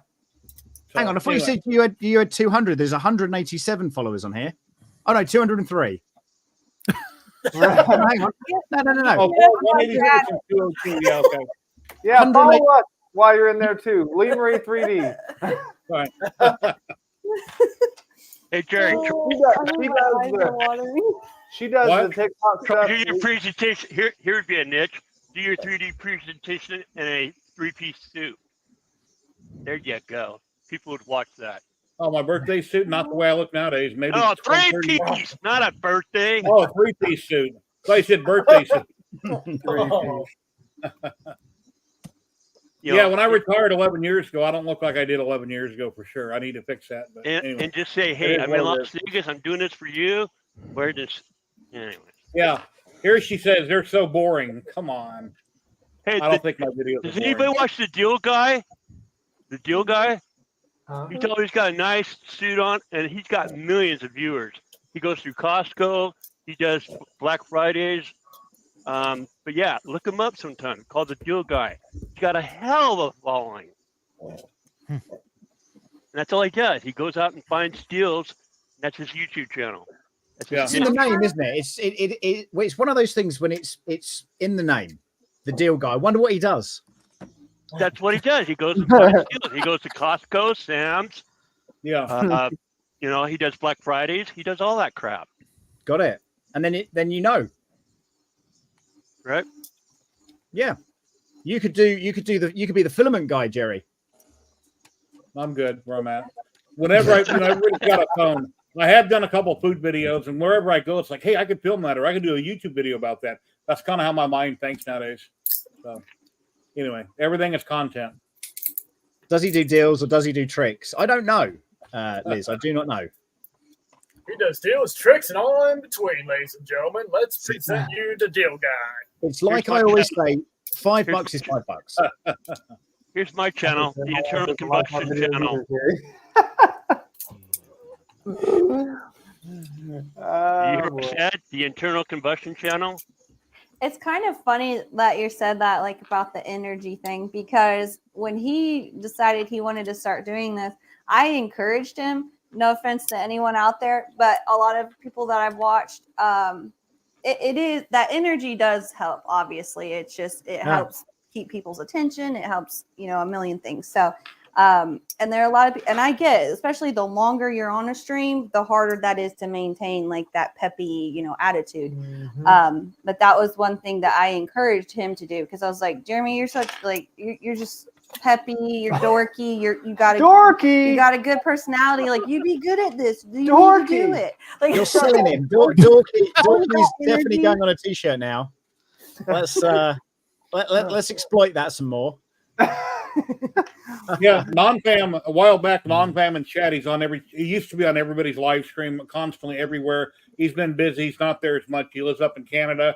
And he said, why don't you call it the Jerry Show? Jerry. So I got my Stream Deck is programmed with that, but my Stream Deck, I need to fix it right now. But I'd start out the stream pumping my fist doing Jerry. But anyway. Yeah, non-fam seems to pop up on everybody's feed every so often. Yeah, and then I try to get exciting people on talking about this, that, and everything in chat. So it takes everybody to make it all work. If I'm solo, I'm going to have a bunch of stuff lined up. I'll talk about it in 10 minutes, then I'm done. So it takes everybody to make it all happen. So yeah, streaming is hard. It does take a lot out of everybody, and a lot of people think, "Oh, streaming's simple." No, it's not. No, it's not. Yeah, there's a lot, especially if you're doing it. Well, I guess there's a lot more behind the scenes that goes on with, cameras, mics, audio, like just everything, different scenes, all that stuff. It's not, And then when you're ready to go live in like 3 minutes, something will automatically fail, and then you're like scrambling. Every time. I had internet problems for a while, and then you got to pay for your streaming service and your cameras, and everything costs money. Yep. I did a stream yesterday, and I thought I was live, and I was talking for almost half an hour, and somebody entered in the chat. I think Zach is still sleeping, and I was like, "I'm here, I'm streaming," and I looked, and I saw the right-hand corner go live. I was like, "Not two times in a row this last 2 weeks. It happened twice." We've had stream for half an hour. Not really. Or how about those streams where all of a sudden your audio just turns off and you're like, don't even realize it, and then all of a sudden someone in the chat says, "Hey, that happened." You did? What? You're like, well, where did I stop talking? You got to back up and try to repeat everything. or you're filming something, you're doing an unboxing, you realize your camera lens was on or the camera turned off, and you've already unboxed it, and now you can't go back and put it all back in the box. So you just lost all that footage. So a lot of times I will check my camera, I'll film a clip, I'll put it on my computer, I'll take it off this SD card, I'll check it, make sure it sounds and looks good, and then I'll start over again. So try to always check your footage, don't lose it. Or Jerry, that the audio is terrible and unbearable to listen to. Yeah. Well, a couple of years ago, John with Tripod's Garage, I think he was at Murph, and he had filmed everything, but his audio was screwed up. He didn't know it. And, he's here in chat, actually. Yeah. Oh, is he? Oh, there he is. Yeah. Hey, John. Okay. I got one for you guys. I went to Earth, the first ever Earth, when it first started. My microphone died on me, and it was only recording it in the camera itself. Was not recording the external microphone. I had to take all the audio and see what I could do with it. Luckily, there's some audio programs out there that are AI, which was able to feed it through and just say, work your magic. Yep. It worked its magic, but oh man, the audio is just ugh. Yeah. I've had to use an AI to try to clean some of my stuff up from events too, that I didn't have the noise cancellation on. Yeah. Yeah, that's rough. I reshared a video yesterday I did in 2020 of ToyCon at the East Cannery here in Las Vegas. Right before the pandemic shut everything down. That was the last event they had there. And I took pictures of every vendor, and then I just played music throughout the whole thing, and you could watch it. And when you think about it, when you're at an event like the Rocky Mountain Rep Rap or Murph or something, and people are filming video and you want to focus on something, they just move past it. You can't look at that. But if you stop and take pictures of everything in the room, when you edit them, just make them nice and long so people can actually focus on what's in the picture before you flip to the next picture. I think it's better than video for something like it, because then you can actually see what's in there instead of the camera just moved by it and you want to look at that again and they already went by it and you didn't get to go. So, sometimes pictures are better. Yeah, I could see that too. Yeah, talking about filming. When I built this little baby, the frog box, I had nothing but headaches doing the video for this thing. Not only did my camera die in the middle of filming it, but I also had some audio problems, some real horrendous. Speaking of audio problems.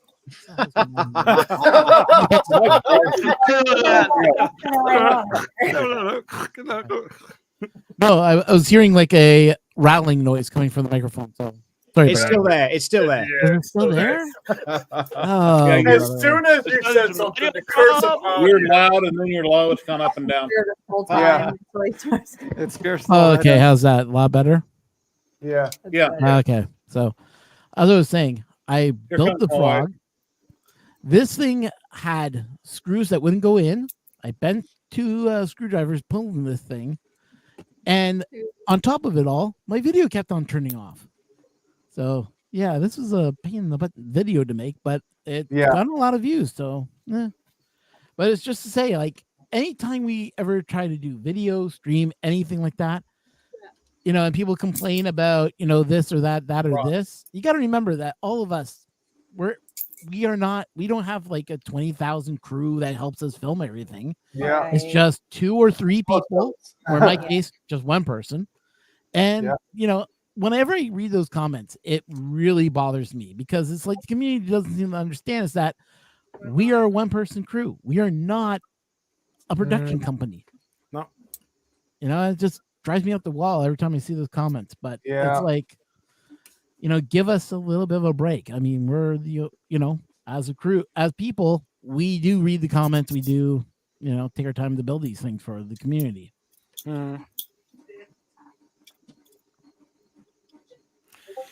Yeah. Where's my logo? What? Where's my logo? I'm on it. We all just died. I'm on it. It's why I left earlier. Crickets. Kenny, you want me to share that? Yeah. No, it's not. This is what I'm doing on the on my laser, on my Cavo. Oh, nice. And it says answering the call with Valor Fire Department. Ooh, I know someone who would like that. Vince 3D. Yeah, so that's what I'm working on. For those people that don't laser, that software right there is called Lightburn. How many passes? Like 300? This one's 512. Okay. It's going to be a deep one. It's from that guy we were talking about earlier. All right. Robert, God dang it, I forgot it again. Robert Blair or Blair? Something like that. Is that going at the moment? Huh? Robert Yes. Brand, Facebook. Yeah. And he pumps out designs like 3 or 4 a week. And he's on Patreon. No. Oh, there's his wife. So yes, that's what's going on at the minute. I'm burning it back there. And it's heating up the hell out of my shed when it's probably 110 outside. I mean, my mini split is at 75 and it's still hot in here. That was my wife that just popped in. Here's her with makeup on right here. This is when we got married. I got paid to smile in that picture anyway. Oh yeah.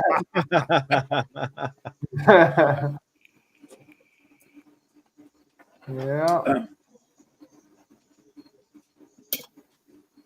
Yeah, when I was just streaming on YouTube and I wasn't on Twitch, I would make wisecracks about my wife, and she'd come in the room and hit me all the time.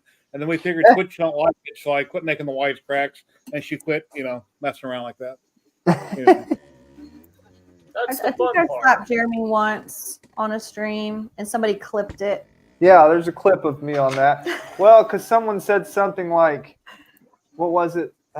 We was building it was, something. Michaela, a lady that watches us, she said something about the smartest husbands or something like that get smacked on a daily basis. No, she said the most well-behaved husbands get smacked on a daily basis. Yeah, and I was reading it, and she goes like that. I was like, hey!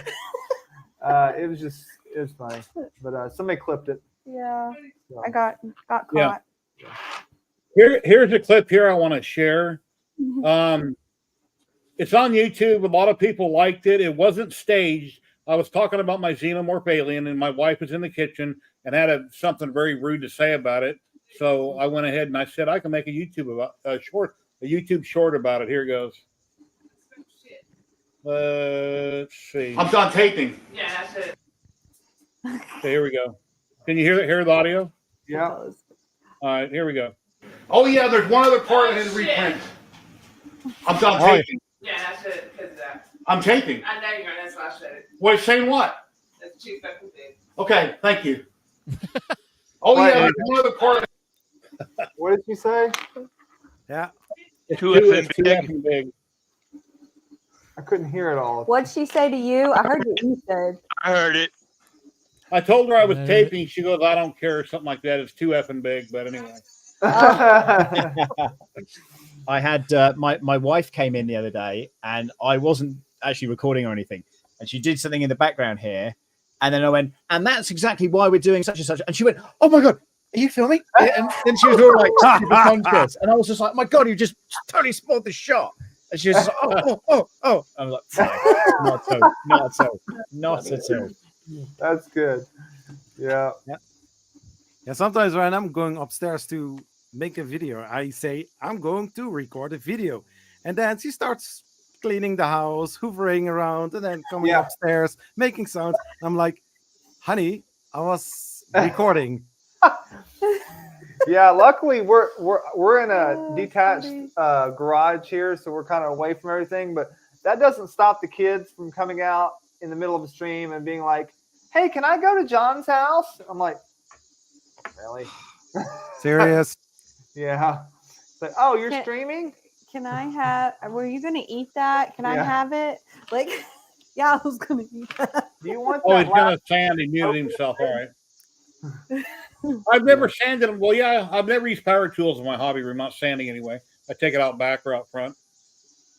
That's gonna make a mess everywhere. Maybe. Well, he's in an apartment. It's not in a garage. Yeah, a house. He don't have anywhere to take it outside too, so he kind of has to do it in there. All right. Are you talking about Zach? Yeah. I've seen him take things out and on his Instagram. Well, he's got to spray paint it or paint it and stuff. He does it outside. Yeah, I know how some apartments are. They don't let you do kind of stuff like that a lot. So I don't know. Yeah, I don't know how long ago those pictures were, but yeah. It's already open, I thought. Sanding. Oh, I'm not a fan of sanding. I got one of those little mice he's using. I got one of those sanders. I think I threw it away because I didn't have any sandpaper. I like the Black & Decker orbitals. They're small. They oscillate, but then again they break down. Yeah. Okay. I got a Milwaukee one, but yeah, I emailed Black & Decker. I bought one off Amazon. It quit working after like a year. No, I got them at Walmart. I emailed the company. I said, "Hey, I live stream. I do videos. Blah blah blah." They sent me a new one right away. Really? Yeah, that's awesome. We got a DeWalt one. I think she still has PTSD about using it on the walls. I mean, it's got a dust collector thing, but I don't know, using it for the drywall when we was doing the walls. I don't know if it's the dust is just so fine and some of the dust don't go in there anyway. It's just is mess. Yeah, she had to use it. We had to use it a lot on the walls inside. So she does not like messing with it anymore. No, sanding's just, no matter what you're sanding, it's not fun. It's not the fun process of whatever the outcome is going to be. No, it's not. This is very true. I am back. It's part of the process. Gotta But be it's not done, the fun though. part. Zach's like, yeah, I'm going to wear a respirator while I'm sanding. Right, I finished sanding. Don't worry about all the parts. It's fine. Well, I have two active intakes going on right now. That's pulling the air out. Oh, okay. I usually get ready for my live streams an hour or two early. I'll get all my different programs set up and running. Kenny or Matt will drop in early. We just chit chat before the stream. So anybody that's ever on, if you have the link, you can drop in early. I'm always here just talking. And one thing really nice about StreamYard, even if you don't pay for it, you can use it for free and you can just chat amongst your friends. You got a project, and let's say I want to get a hold of Sam. He drops the StreamYard. We talk about it offline. You never have to go online. You can just chat on a video chat on your projects or what you're working on. Use it as Zoom. Use it for free. Yep. And then whenever I'm filming in my resin room or my laser room and I want to close up just to monitor it, whether it's for a video or not, I'll open up OBS window and I'll have a camera set and I can just sit there and monitor it. When I'm using my CNCs out in the garage, you don't want to stand out there for 3 or 4 hours, and it's noisy and it's hot in Vegas in a garage. So I just set up a camera, open up StreamYard, and then I log into StreamYard in here offline and I monitor it on one of my monitors. I just have the camera in my garage and one monitor. I'm not going to keep the content, but I can see what's going on. So if something screws up and starts a fire, I see it and I can stop it real quick. Mm-hmm. So it's another good use of StreamYard, is having cameras in another location. Yeah. And 4 years ago, I was using Twitch for, just monitoring my prints while I was at work, just logging in and see how the print was going. Yeah. I got You muted yourself. Yeah. bloody teddy bears. Bloody teddy bears. Teddy bears? What? Teddy bears? What? Teddy bears? I think the fumes and dust is getting to Zach. Oh, for sure. Maybe a little bit. No. But yeah, no. I've the active vent's going right now, so I don't know if you guys can hear there or not. No. Oh, Polymaker, quick! I need. I think we should draw up for a roll of Polymaker. Anywhere in the world that Polymaker delivers to, and they have some of the best filament out there. They got every possible type and color under the rainbow. We're going to do a drawing right now. You must be present to win. Once we have a winner, I'll put my email in chat during this stream. Simply email me and say, hey, I'm such and such that won. I will send you a link either tonight or tomorrow. They got a new procedure going on, but you'll get the link from me where you can order your filament with free shipping anywhere that they ship to in the world. And we're going to do that in the email, right, Jerry. Is that what it said in the email? There's a new procedure. You got to contact him instead of going through the Discord link, and then he sends you a code, and you email that code to your winner. So they've changed it up a little bit. Oh, that's how we've always done it. Yeah, I think we have too. Well, on Discord, I just fill out who won, how many rolls I gave away and what day, and then I give the other link to the person that won. So they've changed it a little bit. Okay. Evidently, they send you a code that you give out to them. I didn't really read the email. I was just looking at the picture. All right. He was begeistert. Anyway, it's something new they're doing. It's a bit new, and they're changing, like Pesla said. So it's just a little bit different. So I saved the email. Anyway, here we go. In 5, 4, 3, 2, 1. 36 people entered. Me. Come on, me. Yeah, Sam. Me. Come on. Sam just got a pallet. Come on, me. Come on, Sadie. Evil Ash, are you in chat? I think that's Subsector Son, if I'm correct. I think. Evil Ash, are you still here? Say something in chat. Evil Ash. Are you in? Evil Ash. Get out of the bathroom. Do you hear us calling you? There he is. Oh, there he is. There he is. Cool. Okay, here's my email. No. Yeah, I think it is. It's over anyway. Why No, I would was just looking to see how it works on there.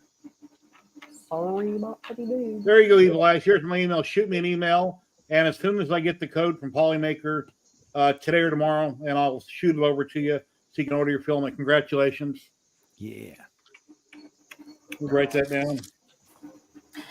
So I know Liz knows this. Probably some of you do too. That Polymaker launched the like Panchroma line, and so they have some new colors too, which I'm excited about. I just got that translucent rainbow that I've been eyeballing for a hot minute now. I had it right here because I want to play with it. This stuff right here, it has like literally every color known to like man. I don't know. Nice. It to me it reminds me of like a Gusher candy, but I haven't got a print with it yet. It just came today.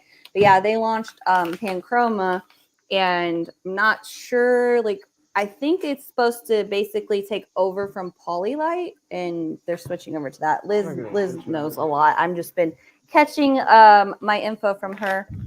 But yeah, that filament right there, I am so excited to use it. Show the inside, Jeremy. Like you can see there's so many different colors. Like a rainbow. It is. Yep. But yeah, they have the celestial line. You can't say it either. No, a lot of people have trouble Celestial. Yeah. They just launched that line. So they have a lot of new colors too. And yes, their filament prints amazing. Yeah, it does print well. This is a pop blue, their ASA, and they don't obviously have as many ASA ABS colors, but the Kind one of looks like a turquoise, like your banner around the screen. Is that right? Yeah, sort of. Yeah. Oh, yeah. It's more blue than that, but their pop colors are really pretty, and they have those in ASA because they have like I think pink, orange, green, and blue. If you want ASA colors, that's my go-to. What's your streaming camera that you're using? What type of streaming camera are you looking at? This one? Yeah. That's a Sony EVZ10. That's the one. I got two of those, but I don't know if I can recommend it because it keeps shutting off on me lately. I don't know. It did today. I think it was because it's too hot in here. Yeah, there's a setting on that where you can turn the that off. Yeah, I have it on. It says prioritize heat or like temperature. Yeah, I have. Do you have the same camera? No, I used to run that camera, and I had the same problem. So it shut off on you when it gets hot or something? Yeah, absolutely. It literally did it all the time, which is bad for a vlogging camera, right? Yeah, yes, absolutely. And then there was a setting, and then there was a software upgrade. I run this is an Osmo, but I run a FX30 now, so they've got inbuilt fans and stuff to them as well. So okay. Hey, I might message you. I see you're on TikTok. I may message you on there and have you send me that link. I'm going to check out some other stuff. Okay. The front camera, which are the same ones, but it's odd because the front camera does it way more often. We've never had the overhead camera do it. Today. And it literally did it today for the first time. Yeah. But they're the same camera, and that one, the front camera does it all the time. Yeah, they're in different very, locations, very annoying and frustrating. That one's higher, obviously. So today we resorted to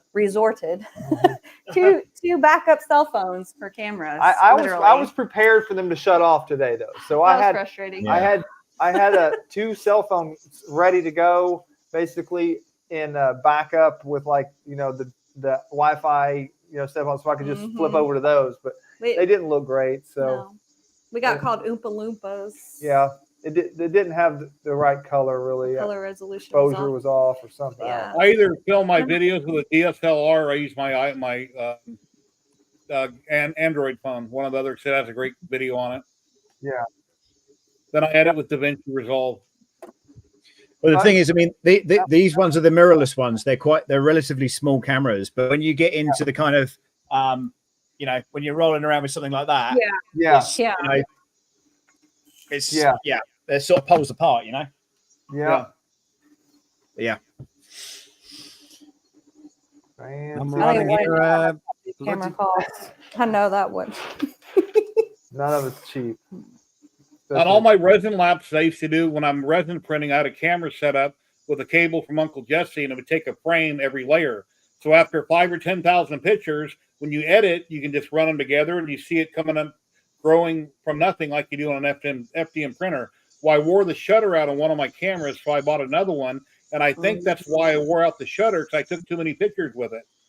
Because it's clicking a picture like every, 10 seconds, 20 seconds. And 10 hours later, your video's done. So I download all that, put it in DaVinci Resolve, and then I just speed it up or slow it down, and then it kind of shows the print grow from nothing out of the resin. So I'm assuming a mirrorless camera wouldn't have that shutter problem. Is that correct, Sam? Probably not. Probably not. I mean, to be honest with you, the Osmo that I'm using now, I mean, it does do things like, I can hit that and it'll do face tracking. So if I want to do something like that, then I can do that pretty quickly. I have that one too right now.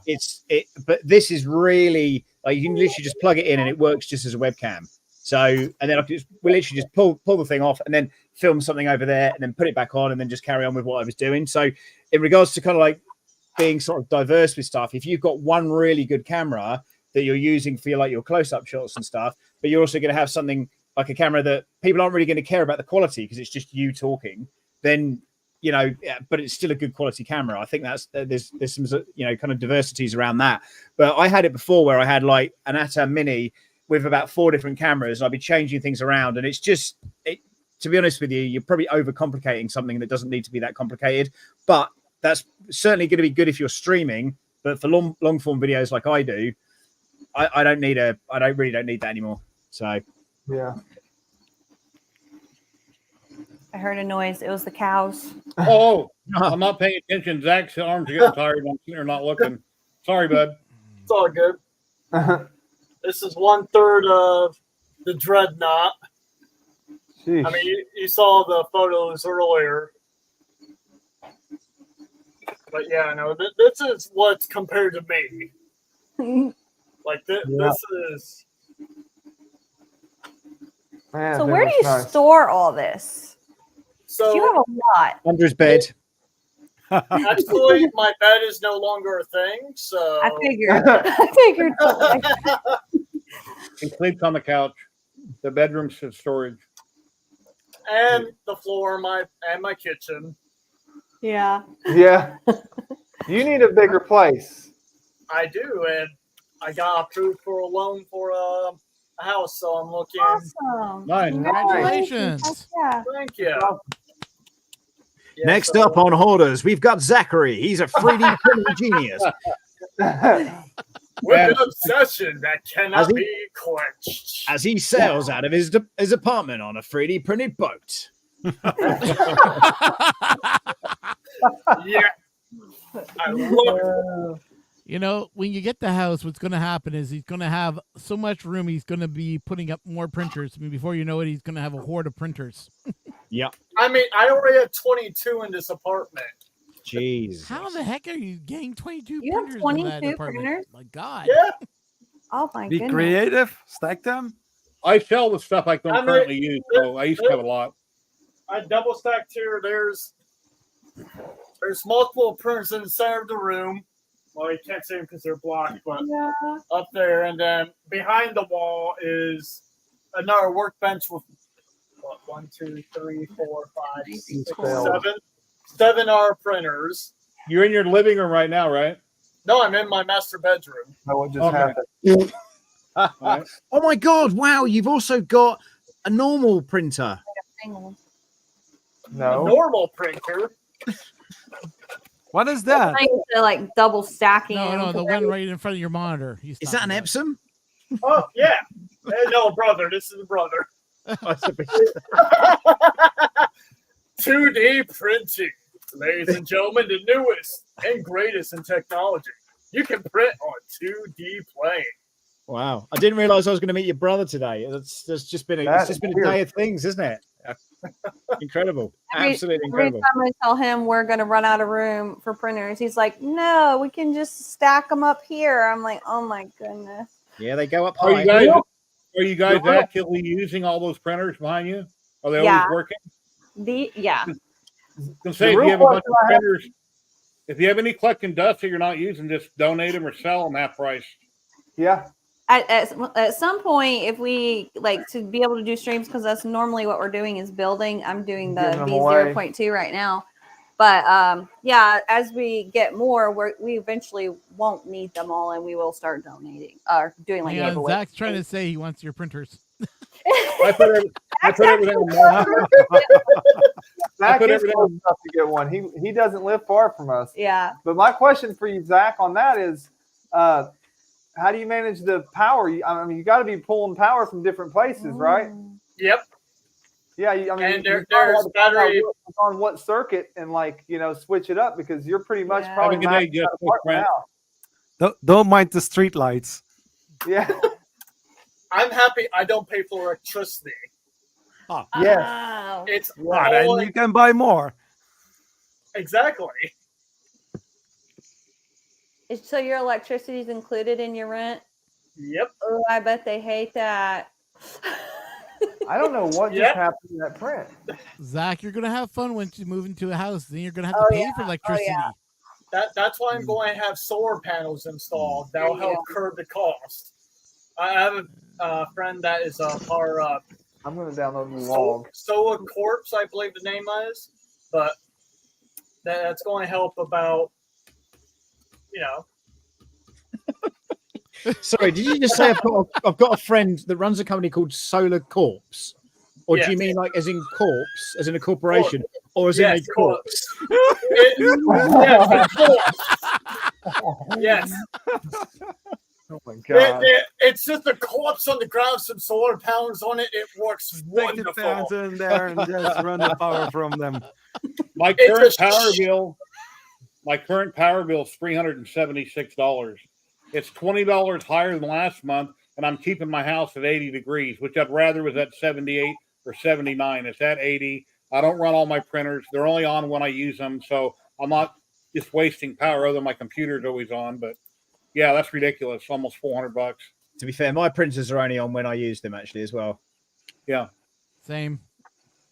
Let's build one of the cars. Yeah.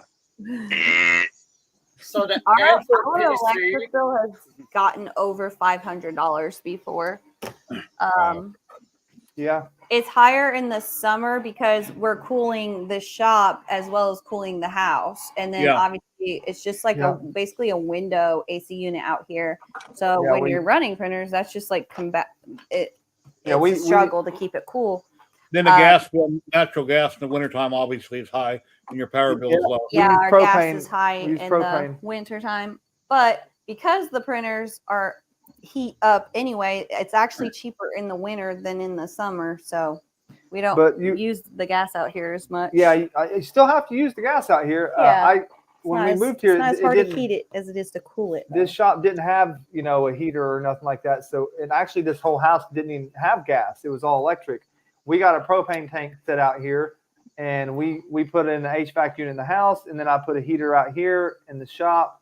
But yeah, if I don't run the heat out here and just try to use all these printers for heat, they don't. If you're printing ABS and things like that, you need the room to be hot too. Not hot, but at a certain temperature, or the parts start warping. Yeah. So where do you live at?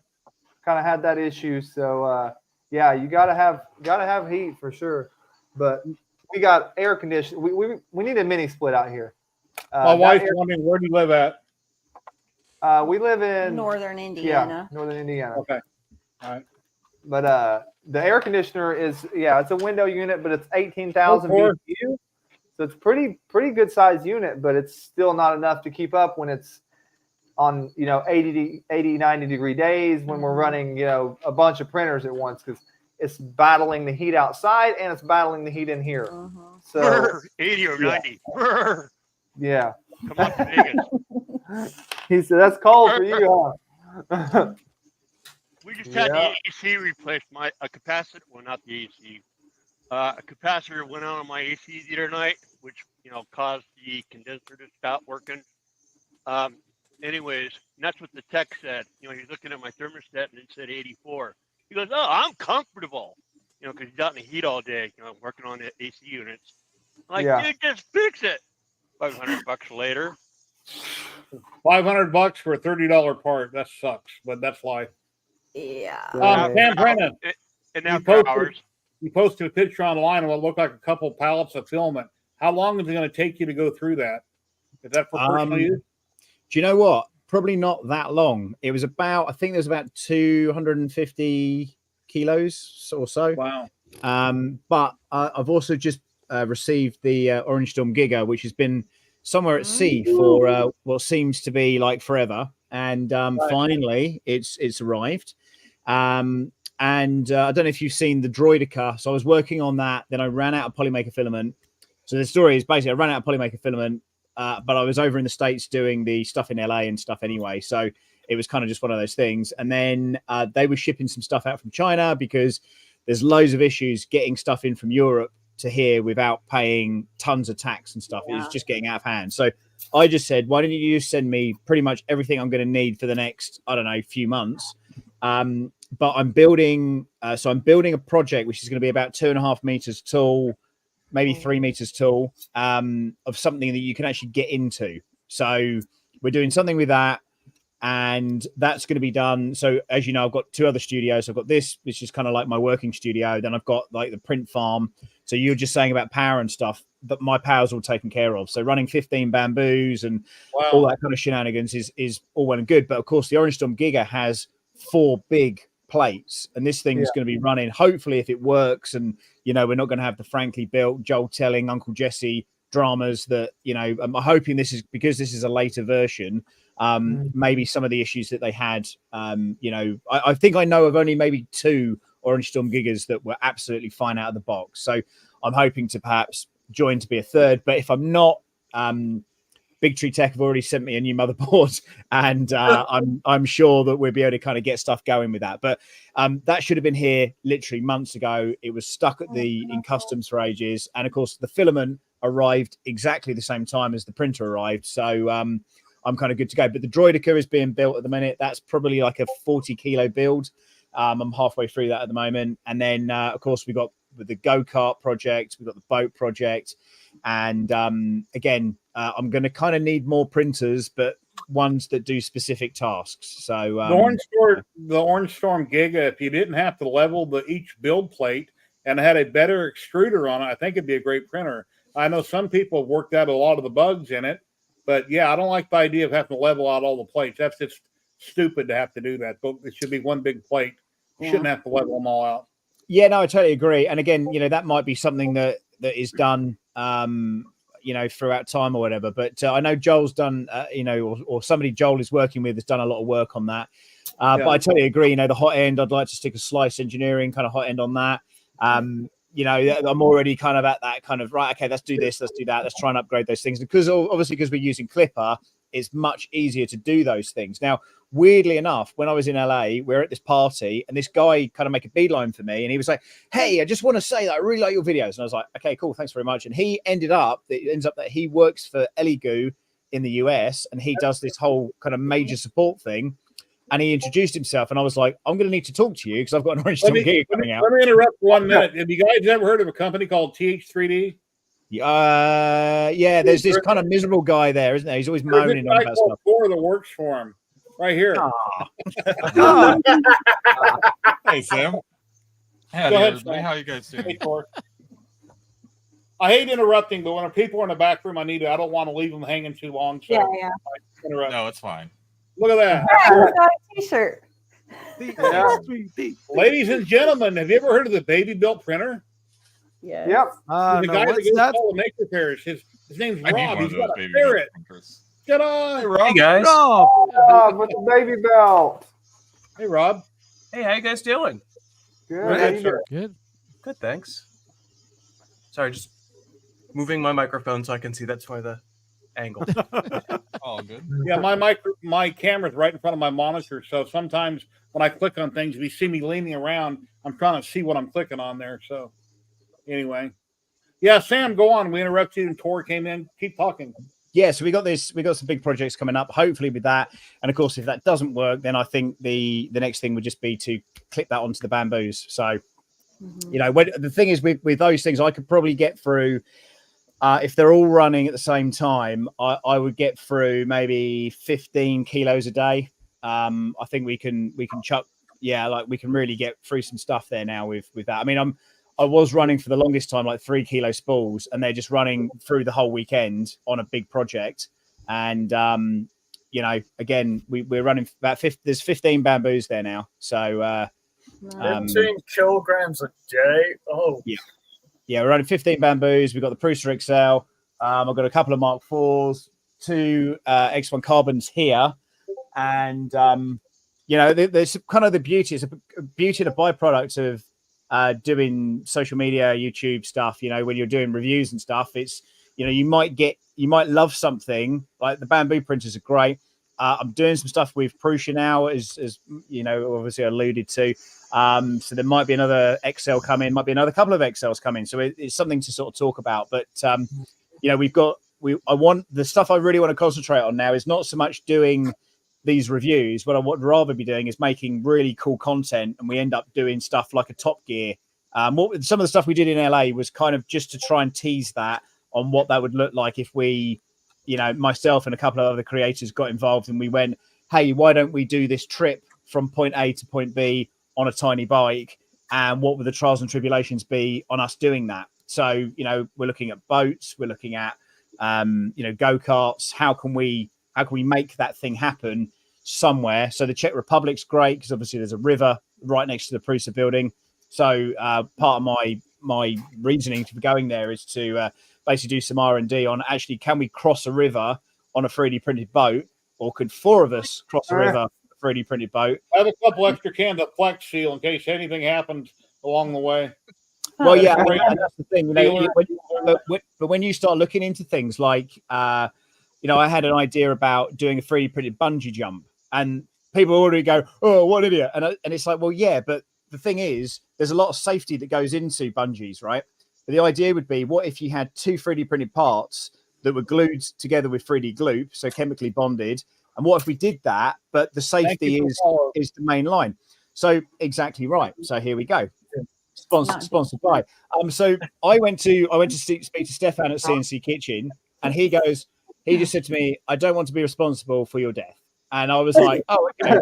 But, you know, then when I'm talking to Andrew from 3D Gloop, and you know, he's got some really cool things going on, you know, in his life and with his business and stuff. And we were talking about maybe doing some stuff when that happens, and maybe doing it there. So you know, I'm in the US so much now. It's kind of like, what can we do that's absolutely crazy, that's going to demonstrate a product, but is also going to be out of this mind, kind of bizarre and, you know, deadly potentially. So, you know, I'm all up for putting myself out the front here and you know, seeing what I can survive. And you know, as I say, the tiny bikes will be one thing. Then we'll have the go-karts. The idea of the go-kart, that'll do a 60 mile an hour. We're hoping to be the world record for the fastest 3D printed vehicle. So, you know, that's kind of what we're looking at the minute. But, you know, as I say, there's lots of twists and turns in this, and stuff that I thought would happen this year, like the go-kart, hasn't, but the bike has happened now. So, you know, we're tricking along as things come up. But now Ryan and Stephen from Offset Maker Lab, they've kind of joined in this collaboration. So when we do the Rep Rap festivals now, he's just bought like a 20-foot like RV type thing, or 20-foot container thing, like a U-Haul. And again, you know, that's going to be our kind of home. So if you've got a Death Racer problem, or if you're building Death Racers, they're going to have stuff on this kind of RV thing, and we're going to be helping people out and traveling with all our stuff. So yeah, it's a bit like a circus, like a sexy circus. Is sexy circus is what I'm. When I got my SBO8 in the mail, I shared a picture on their Facebook group, and somebody commented, "You better start buying a lot of filament." I guess he's never been on my YouTube channel and seen all my videos. So yeah, I know film. Who's that? Sorry, just a random person. They seen I had an SVO8. And they said, "You better start buying a lot of filament." Like I'm a new person, and this is my first printer. Yeah, I've got, look around my videos and my posts. I've been through a lot of filament.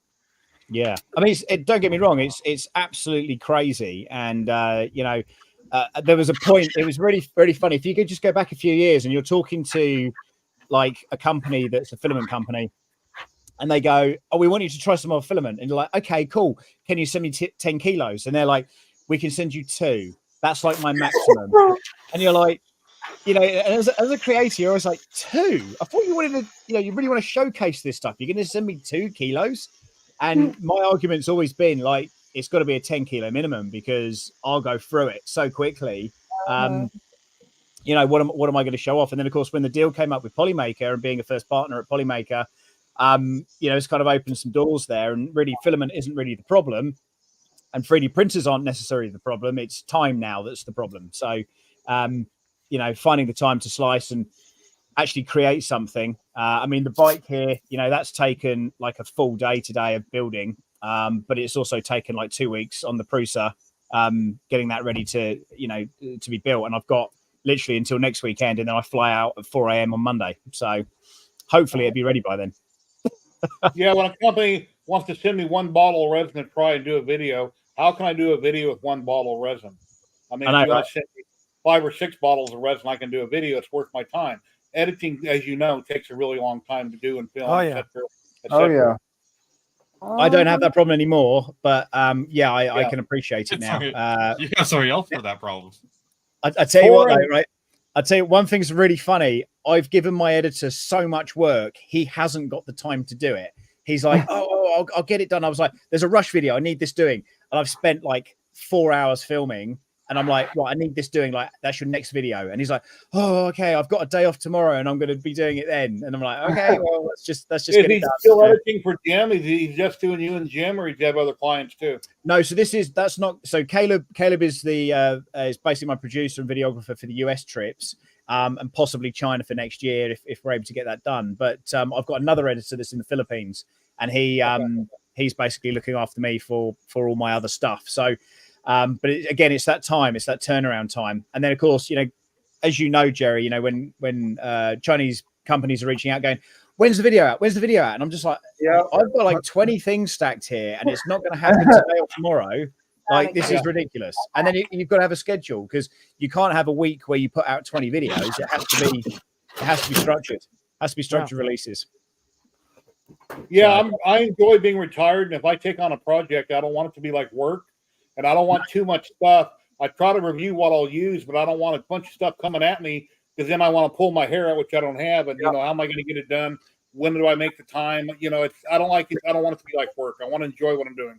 Yeah. Tor and Rob Mink, what are you guys doing? I know you're just sitting there and I haven't talked to you yet, but what's up, guys? What have you been doing? I am putting together an Ender 3 NG and trying to get Solvol to respond to me about my got the pillars going together right now. But I got my 1 free nozzle in the mail yesterday. Instead of sending me more than 1 for doing PET G, they sent me 1 nozzle for the SVO8. I figured I would have got at least 3. And then the runout sensor that was DOA, they replaced that, and I got that also. Well, here you go. Where's my post on that? Then I heard online they donated like 3,000 Navarre or something like that. They've upped it. They donated another 1,000. Yeah, making it a total total of 3. Yeah. This happened yesterday. What, the lawsuit thing, or? Oh, the lawsuit's fun. I'm going to be reading over that, but that's what happened to my door after tripping over a cat. Oh, did you Uncle Jesse it? I Uncle Jesse it. What happened? I'm going to be tomorrow. I'm going to be working on He's got a cat. I am the boss. Basketball. Luckily, the cat was gone before it even hit the door or hit the floor. But What happened? I tripped over a cat going through the office. Oh, you did? Yeah. All right, my Oh, wow. He was being a little needy, and then as soon as something cracked, the cat was gone. So yeah, I Uncle Jesse'd it. Wow. My wife lets me think I'm the boss too. Oh boy. Yeah, I mean, let's be fair. This room is in my house. You think my wife cares? Come on, now. Come on now. Also, does that look like tempered glass to any of you? No, it looks like plate glass. No, it should be smashed into like a million pieces, shouldn't it? Exactly. And if you pull Plate up glass is Silver's deadly pipe, dangerous. No one uses it anymore. At least you're not supposed to. Well, you know what? There's one Silver's thing you can site, say they about. say it's, There's one thing you can say about Sovor. At least, and thank God, they've finally supplied $3,000 to the Voron project. Well done to them. And it was nice to get an email with them telling me that they've done that as well. That was very big of them. Yeah. What was it? $1 a printer, something like that? $2 a printer. $3? Okay. $2 a printer. I think, and personally, it should be like $10 at the minimum because they know they're going to sell this many. So what's $2 a printer? Why not give more? Yeah. Why not 10 a printer? They're still making how plenty much of money. it costs? They're probably not making a lot on it, but they are making a bit. Yeah. I think you'd be surprised though. I mean, we're doing the Death Racer kit thing, right? And normally that's like $300 to $400 if you were to buy the parts yourself, even from China. So these guys have come back to me today, and I was like, "That's even less than I thought it was going to be." And we'd sort of talked about a price, and I was like, "Are you sure?" And he's like, "Yeah, because we're buying in bulk. We can do it at like even." And I said, "And you're still making money on that?" And he's like, "Yeah, like that is bonkers." So. You know, like, yeah, I think you'd be surprised if you can get stuff. I mean, they it's not like they're a new company, right? So I think they're still going to be making money hand over fist. So yeah, but just like on AliExpress, when you buy in bulk, the price goes down. Hello. Yeah, I think if that's your market as well, you know, they're probably not paying a lot for the on Facebook. You used to be able to. I know you can still do it. Go incognito. So when I look at a PM from somebody and I click on it, they don't see that I've seen it. How do you change that? I used to be able to do it, and I don't remember how it is. Let's say you send me something and I want to read it, but I don't want you to know I read it. You won't see my face pop down or my emoji drop down. Isn't there a way I can fix that so I'm invisible? I don't know. I don't know. I don't know. Other than like mark is unread. But... Well, I send people posts sometimes, and next thing you know, when I have the window open, I'll see them responding, but I didn't see them. I didn't see their little icon pop down like they read it, but they're there. They're invisible. Let me answer that. So I use an app called Facebook Purity. I'm not saying it has that feature, but it has a ton of features, and it's a browser plugin. It will kill your ads. You know, if you're sick of seeing ads that don't pertain to you, it's called Facebook Purity, and the developer goes off of donations, and it's supported by Firefox.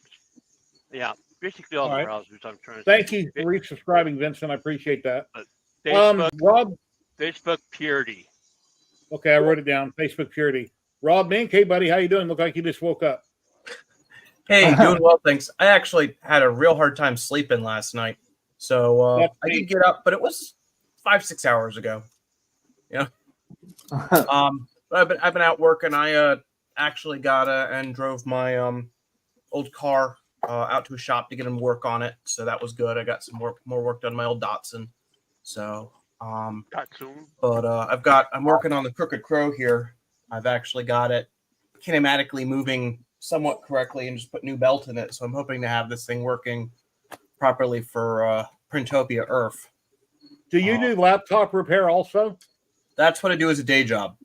Okay. Well, I know you have your business. I was just thinking Kenny down there lives in Vegas. He broke what? Kenny, what was it you broke on your laptop? EDP port. EDP? Video. Oh, VGA or HDMI? Well, it says right on the motherboard, what I said. Oh, EDP, the LVDS header on the motherboard? It's an Alienware. I took it apart to clean it. You're an alien. An external connector plugs into the side of the laptop. That's what broke. Yeah, for your laptop screen. It powers the laptop screen. For an external laptop. Okay, it's not an internal port. It's the port on the motherboard that goes to the screen of the laptop, not your external. Okay, the internal port, not the external port. Right. All right. Yeah, that's EDP. The industry standard is LVDS, low voltage differential signaling cable for the display. And on an Alienware, it's called EDP. Yeah. I know, weird. How is it broken? Is a little flippy thing broken, or is a pin bent, or? This Gorilla unplugged it wrong. I ripped it out. He unplugged it with a hammer. That's and it's tiny. It is. It is. They're one of my least favorite connectors. I'm going on a week with the repair shop. A week. Wow. Well, they're gonna have to. Well, they also do. They're a shop that does gaming systems, laptops, MacBooks. They do the whole 9 yards. So, do they do component level repair, or do they just swap parts? Yes, he does the microscope and everything. Yeah, well, that can be super time intensive, especially troubleshooting to figure out what's wrong to replace, not just replacing or swapping components on the board, but troubleshooting and figuring, it's this shorted diode over here that's blown this over here, that kind of stuff. He said I ripped it good. Yeah. Well, sometimes I did it proper. Those boards can be like 8, 12 layers deep sometimes. And so if you rip it off, sometimes you have to take pictures as you grind down each layer and then build it back up again with wire and resin. I'm not that good to do that kind of stuff. Rob, I'm seeing dollar signs. Yeah, that's a whole nother level. Yeah. Yeah. So far, the quote's $85. Yeah. So far. I dropped it off last Saturday. He supplied the part. Here's my laptop. What do you think? $85. But he's just waiting to get a call. Tiny little part. All right, Jerry. I think we're gonna have to jump off here. I gotta mow the yard today, so. All right. Well, I really appreciate you guys being on. We get a lot of people on. I try to focus on everybody one at a time. And whenever you have something to say, just let me know and I'll put you on the big camera. But I really appreciate you guys joining in. You got an awesome channel. Thank you. So do you. I know it's nice right now. It's like a full screen. Yeah. Yeah. I can have one more. I can do 10. I can do 10 people. And you guys are Alice. So who's Marsha? Who's Marsha Brady? Okay. The Brady Bunch, Brady Bunch, 9 people. The Brady Bunch. Thank you very much. I know you screamed all morning and now you're here and you guys got a lot. Have a great day, guys. Take care. Bye-bye. Bye. Have fun. Stay crazy. Stay crazy. That's going to be my slogan. Trademark and copyright 2024. Zach, you have something you want me to show here? Oh, yeah. This project that I'm working on. So this is actually going to be for the Maker Hive, if you guys have heard of them. So funny enough, this is going to be, I'm printing out of ASA. It will be in front of their building. And we're converting an old firehouse into a maker space for people. So these guys, we meet up every Thursday at 6:30 and we just hang out, help ours out. And I'm getting this about 2 feet by 2 feet, a little bit less than 2. But what city, in case somebody's in chat, lives there and they want to come by? Could you repeat that? What city, in case somebody's in chat that lives there and they would like to come by? Elkhart, Indiana. All right. Yeah, I can message in our private chat the exact link. But yeah. Very cool. Nice. Be a fun project. Yeah. Do you prefer bamboo orca or bamboo slicer? I am trying to get everything over to orca right now. Because there's more to tweak and configure than bamboo, correct? Yep. So I'm just trying. It's more or less I'm trying to get everything unified, so I don't have to bounce around. Yeah, because right now I'm bouncing between bamboo slicer and Prusa. Well, years ago, I used Simplified 3D and paid $150 like everybody else back in 2017. I rarely ever used Cura. I had all the slicers on my computer, but I usually went to Simplified 3D. When Bamboo came out with Bamboo Studio, I dropped everything else and I only used that. And now I recently started using Orca because it covers everything and it's almost a perfect slicer. Yeah, I started with Cura. It just needs support belts. Yep. I started with Cura, then went Simplify 3D, and I jumped around from like Prusa Slicer, Super Slicer, and now I'm pretty much all on Orca. Then Simplified 3D came out with a new update after a million years. I went ahead and paid the money. The next day, I asked for a refund. I got my money back. Yeah, there was nothing that the other slicers didn't already have. Yeah, it's total crap. I think of myself, I went from, what was it, Cura to, then I went to Prusa 3D. And then I went and played with Bamboo, and then I settled on Orca Slicer, which I do like for using at home, but at work, it's all Prusa because that's all we got are Prusa machines in the shop. So it just makes it so much easier. Makes sense. Yeah, when you got like 40 Prusas, it kind of helps. Oh yeah, Prusa. Yeah. Another Brady Bunch punch. Prusa. But yeah, I'm losing it. Repetier. That's a word I haven't heard in a long time in chat. Repetier, yeah. Oh, Repetier host. Oh my god. That's it for that. Yeah, I did post, or not post, in the private chat, the link to the Maker Hive. Okay, I'll share it here. Yeah. So I have no control over the website. I'm just one of their local guys that's trying to advertise them a little bit.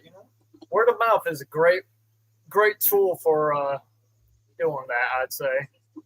Everybody that comes on my stream are welcome to share any links to anything that they're selling or doing or projects. As long as it's hobby related, you're welcome to share links and talk about it. We don't do politics and stuff like that. What's Sam doing up there? Or wait, yeah, he's still above. There he is. I was actually I'm fitting a motor to a 3D printed part for this bike. So while you guys were talking, I thought, you know what, I'm just going to take the side off real quick and just quickly do that. So it's all to play for. It's all to play for. I want one. That should be a fun build. They're a lot of fun. They are a lot of fun. Other than filming, about how much money is it going to cost to build one of those? $500 plus filming? At the moment, yeah. But so we did a deal with Big Tree Tech, and they're supplying the Death Racer kits. So if they're able to get that down from $400-500 to less than $200, I would hope that perhaps we can kind of work a deal out where maybe that kind of thing. The big cost at the moment, I'll give you an example, right? So each of these bearings, if you buy them in the UK or the US, they're like $16 each. You need 10 of them. Okay, so $160.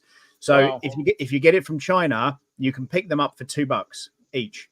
So, and I was like, could you supply a kit? And then it just goes down into this kind of like, well, actually, are we able to produce something here working with a partner and we can actually make these things? There's a ton of stuff we're doing, but we want to try and reuse as many of the parts as you can. So for instance, if you're using 10 bearings in this, if we then come out of a go-kart, potentially you can break this one down and use the majority of those component parts in the next build. So that's kind of the idea. It's like have an upgrade path. Yeah. Yeah, exactly. Yeah. So if you've done the bike, you've had fun with that, then we end up doing the go-kart next, then actually some of these parts you can sort of rip out and go, okay, well, we just put that into that and that'll work. So, that's kind of the idea. Okay. Anybody here has anything they want to talk about? I'll throw you on a big screen or just rattle away. I don't want to leave anybody out. If you have something you want to say or you miss talking about something, I do, but if you wait another 5-10 minutes, I'll be able to actually show it working. Cool. Here we go. Let's look at a model. Arcane Minis, the Void Worm. This bad boy was made in, what, 16 hours? Wow. What printer? The Mega 8K by Frozon. So the tail was separate, the wings were separate, the body, and then probably the base. Yep. You can actually tell with all the green stuff. I use Green Road stuff to cover up all the seams on miniatures like these. All right. And next Nice. you can see. You hollow the body and the rest is solid? The body is hollowed. The base is hollowed. Okay. The wings are solid. The heads are actually hollowed as well. I actually did not realize. I missed a hole to cover up. Yeah. I missed a drain hole one time on a model site. You had to drill it out, and you got to be careful. You'll break your resin. Mm-hmm. Yeah. So this is the ABS-like resin with a mixture of Tenacious Blue by Sierra Tech. Oh, one tip to anybody that resin prints and you hollow a model. Whenever you hollow something, let's say 2 or 2.5 millimeters thick, drag the slider and see if you have any voids. Because quite often you're going to have little voids, pockets of resin where it never hollowed and connected to the rest of it that's hollow. So you might have to make your layers thicker in order to fill that solid. Otherwise, you got to have a drain hole in that area because you got to drain the resin out of it. That happened to on most models. So, or you just leave the part solid, but it depends. If it's big, you don't want to do that. That's too much resin. It's too expensive. Yeah. But the wings, for instance, there's no way you could ever hollow those. It'd only be the very front tip of the wings where the ribs are, and it'd be almost nothing. So you always want to print something like that solid. Actually, here's the mocha butt. See, she has like no tail. I was talking about that earlier. A little stub that wiggles. There's nothing to stub. Are you shy now? Yeah, she's shy. But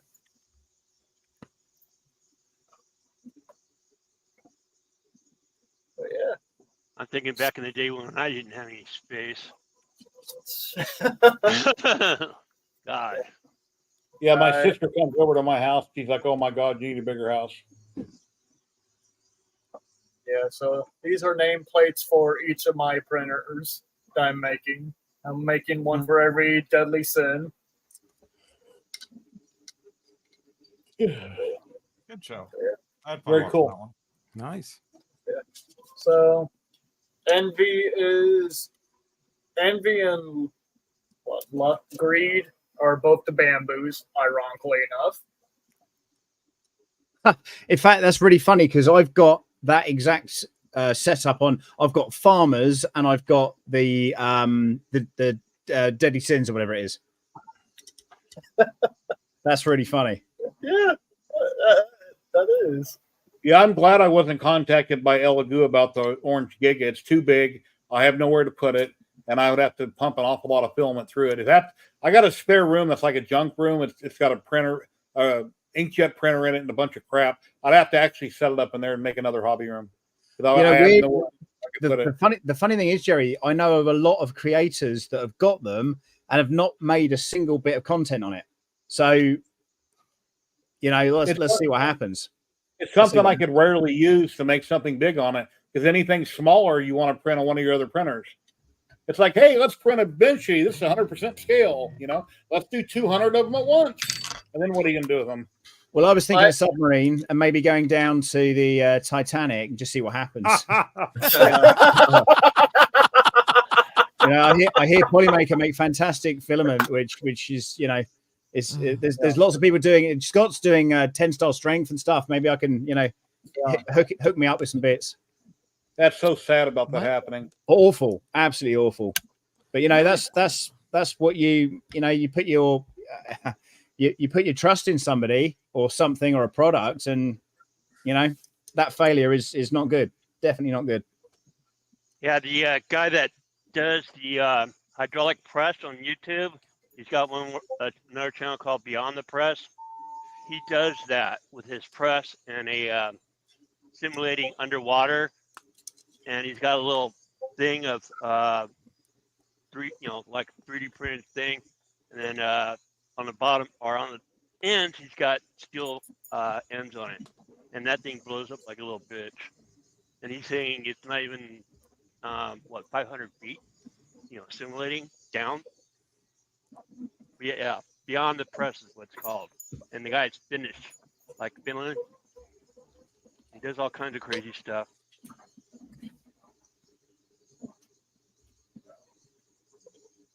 Yeah, that plane in Brazil, I don't want to talk about real world subjects, but that Brazilian plane that fell out of the sky, that twin prop, that sucks that it couldn't get any kind of air and glide to somewhat. I know it stopped moving basically, and it's really heavy. It's just a shame. Ladies and gentlemen, we've got Tom from Las Vegas popping in. Hey, buddy, how you doing? Hello. Speaking of pilots, the plane in Brazil that fell out of the sky. Oh, yeah, we were just talking about it. That they couldn't somehow glide it down fastly and crash land it. It just fell, twirled, and fell like a rock. It's okay. So we call that. I mean, I don't know what to call it, maneuver, but that maneuver we call it flat spin, which can indicate two main stuff. And the main thing is, and the saddest thing is going to be a pilot error, because it's not only stall the aircraft, but to get into a flat spin, it needs to be an uncoordinated stall in some way that not only you drop in the wing, but you get into this flat spin. It's very difficult to get out of a flat spin. It's very difficult, especially when you don't have enough attitude. But watching the video, it looks like there is no mechanical damage to the airplane, but we can't really know. It looks intact. There's no smoke or anything, but it could be that he had some sort of catastrophic failure that caused the airplane to get into that situation. But when you get to a flat spin, it's very difficult to get out of that situation. So it looks like a pilot error, but we don't have all the information. And the plane was small enough it could have had a parachute on it, but nowadays not everybody buys them and puts them on a plane. No, you don't. That is a very large airplane. You can't have a parachute on that airplane. I think it's an ATR. It's a 60, 70 personnel airplane. No, it's too big for a parachute. Okay. Well, that's a bummer. But... Yeah. Anyway, how are you doing? How's it going? Yeah. I'm on TikTok. I'm finally on TikTok. I'm doing at least one video a day, and I'm thinking if I don't have any content, I've been printing for years. I got content everywhere. Yeah, you can just upload stuff for sure. So first of all, welcome to TikTok. I was very happy to see you. I messaged you there immediately. Yes, sir. Because I do TikTok mainly. I don't do any YouTube yet. Maybe I will one day. But so it was great seeing you there. And yeah, just upload stuff, and we'll try to push you with our community in TikTok and get you the followers. And even if I don't ever make $1 on TikTok, at least I've got a lot of exposure if I put enough content on it. So when I go to review for a company and they ask me, what's your TikTok? I won't leave it blank. They can look on there and go, wow, you had how many people view this, and this? So I'll do my best to grow it, at least a video a day. Today I done 2. I hear I'll do at least 1 a day. And I think it's very difficult to make actual money in TikTok on videos only. Most of the people, at least like me, I make videos about selling. I mean, I make videos on a lot of stuff that correlates to technology, mainly 3D printing and CAD design. But I sell my product, so when people go to my page and buy my products, not on TikTok, I sell it on a different platform. But to be able to actually make money out of TikTok, you need to have 10,000 followers to get into the TikTok, whatever they call it, program. And then, other companies going to send you products, and then you have to make videos on that products and try to promote it so people will buy it for you. And then you get a commission for every sale. It's possible. People do it. I found it too much hard work. At least it's for me. I rather sell my stuff than sell other people's stuff. Yeah. Makes sense. Well, my RF laser, my CO2 gantry that I just got, it doesn't have a glass tube. It has a radio frequency metal tube Yeah, That's I saw a it. $4,500 laser. Thank God I didn't have to pay for it, but I'll be promoting the crap out of it and making a lot of content. And the fastest content I can make right now is on TikTok. I do something new, I film it, upload it, and then I spend a week doing a regular video. So I have an idea for you if you want to make some sort of collaboration. I have a great idea for a video that needs a laser, and I don't have a laser.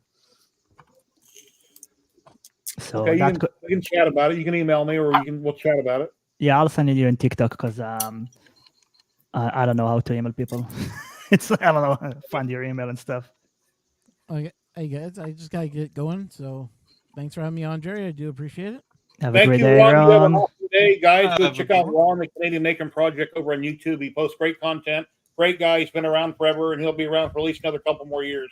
So anyway, we hope so. I guess. Yeah. Well, right Thank now you, I'm sir, taking for a joining. break from the YouTube because it's just been onslaught of work. What I've been working on right now with my day job. So. By the way, Ron, I got a question. Sure, shoot. Has anybody ever told you look like the guy from El Camino?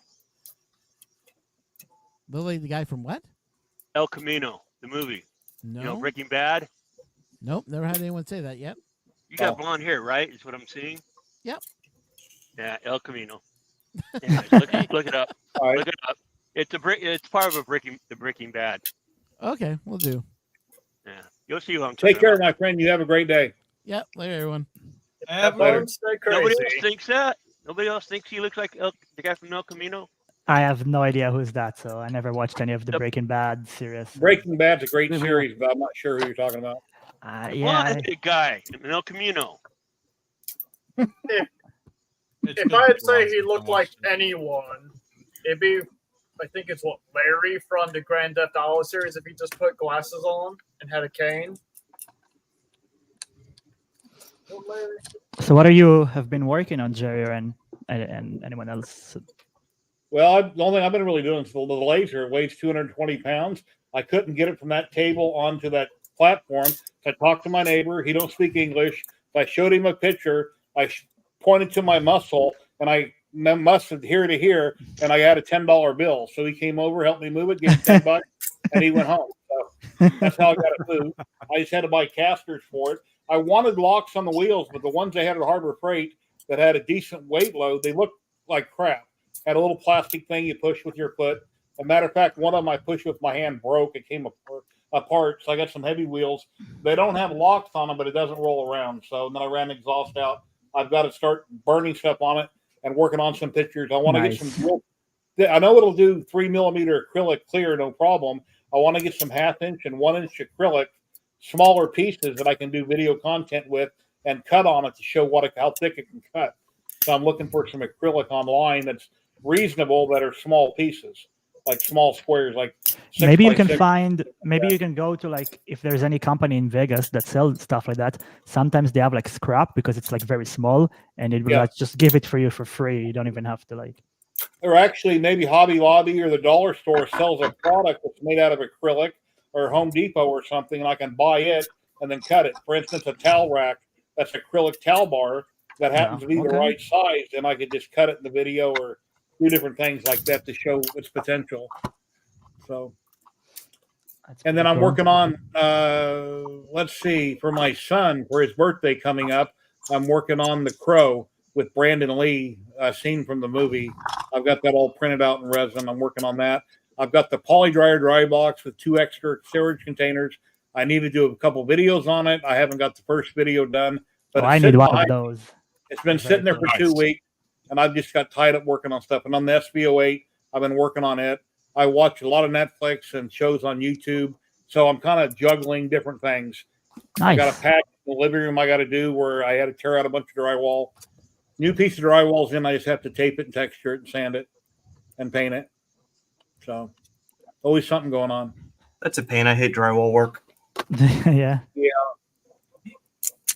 I got to sand off the existing texture and paint all the way around the sheet that I put in so I can tape it right there. You can't tape on top a texture, so obviously you'll be too high. So I got to hand sand all that off. And I don't have a sanding pole, so I'll just do it by hand. Make a mess, vacuum it up, dust out the couch and chair and have to dust it off and vacuum it. Anyway. Yeah, I've been also very busy. I've been working hard on my another product that I made, and I'm about to release it. I'm just waiting for the new shipment of PCBs I designed for it to arrive, but everything is pretty much done. And I'm doing my midis and everything, so that's actually correlated to the MIDI. So I've been doing that all day. You have anything you want to show? I can show a lot of stuff. There's sure. Let me see if I can share my screen. How do you do that? Share Present, screen. share screen. I'll see it and then I'll pop it in. Let me see first if I can I choose what screen? Yeah. Yeah.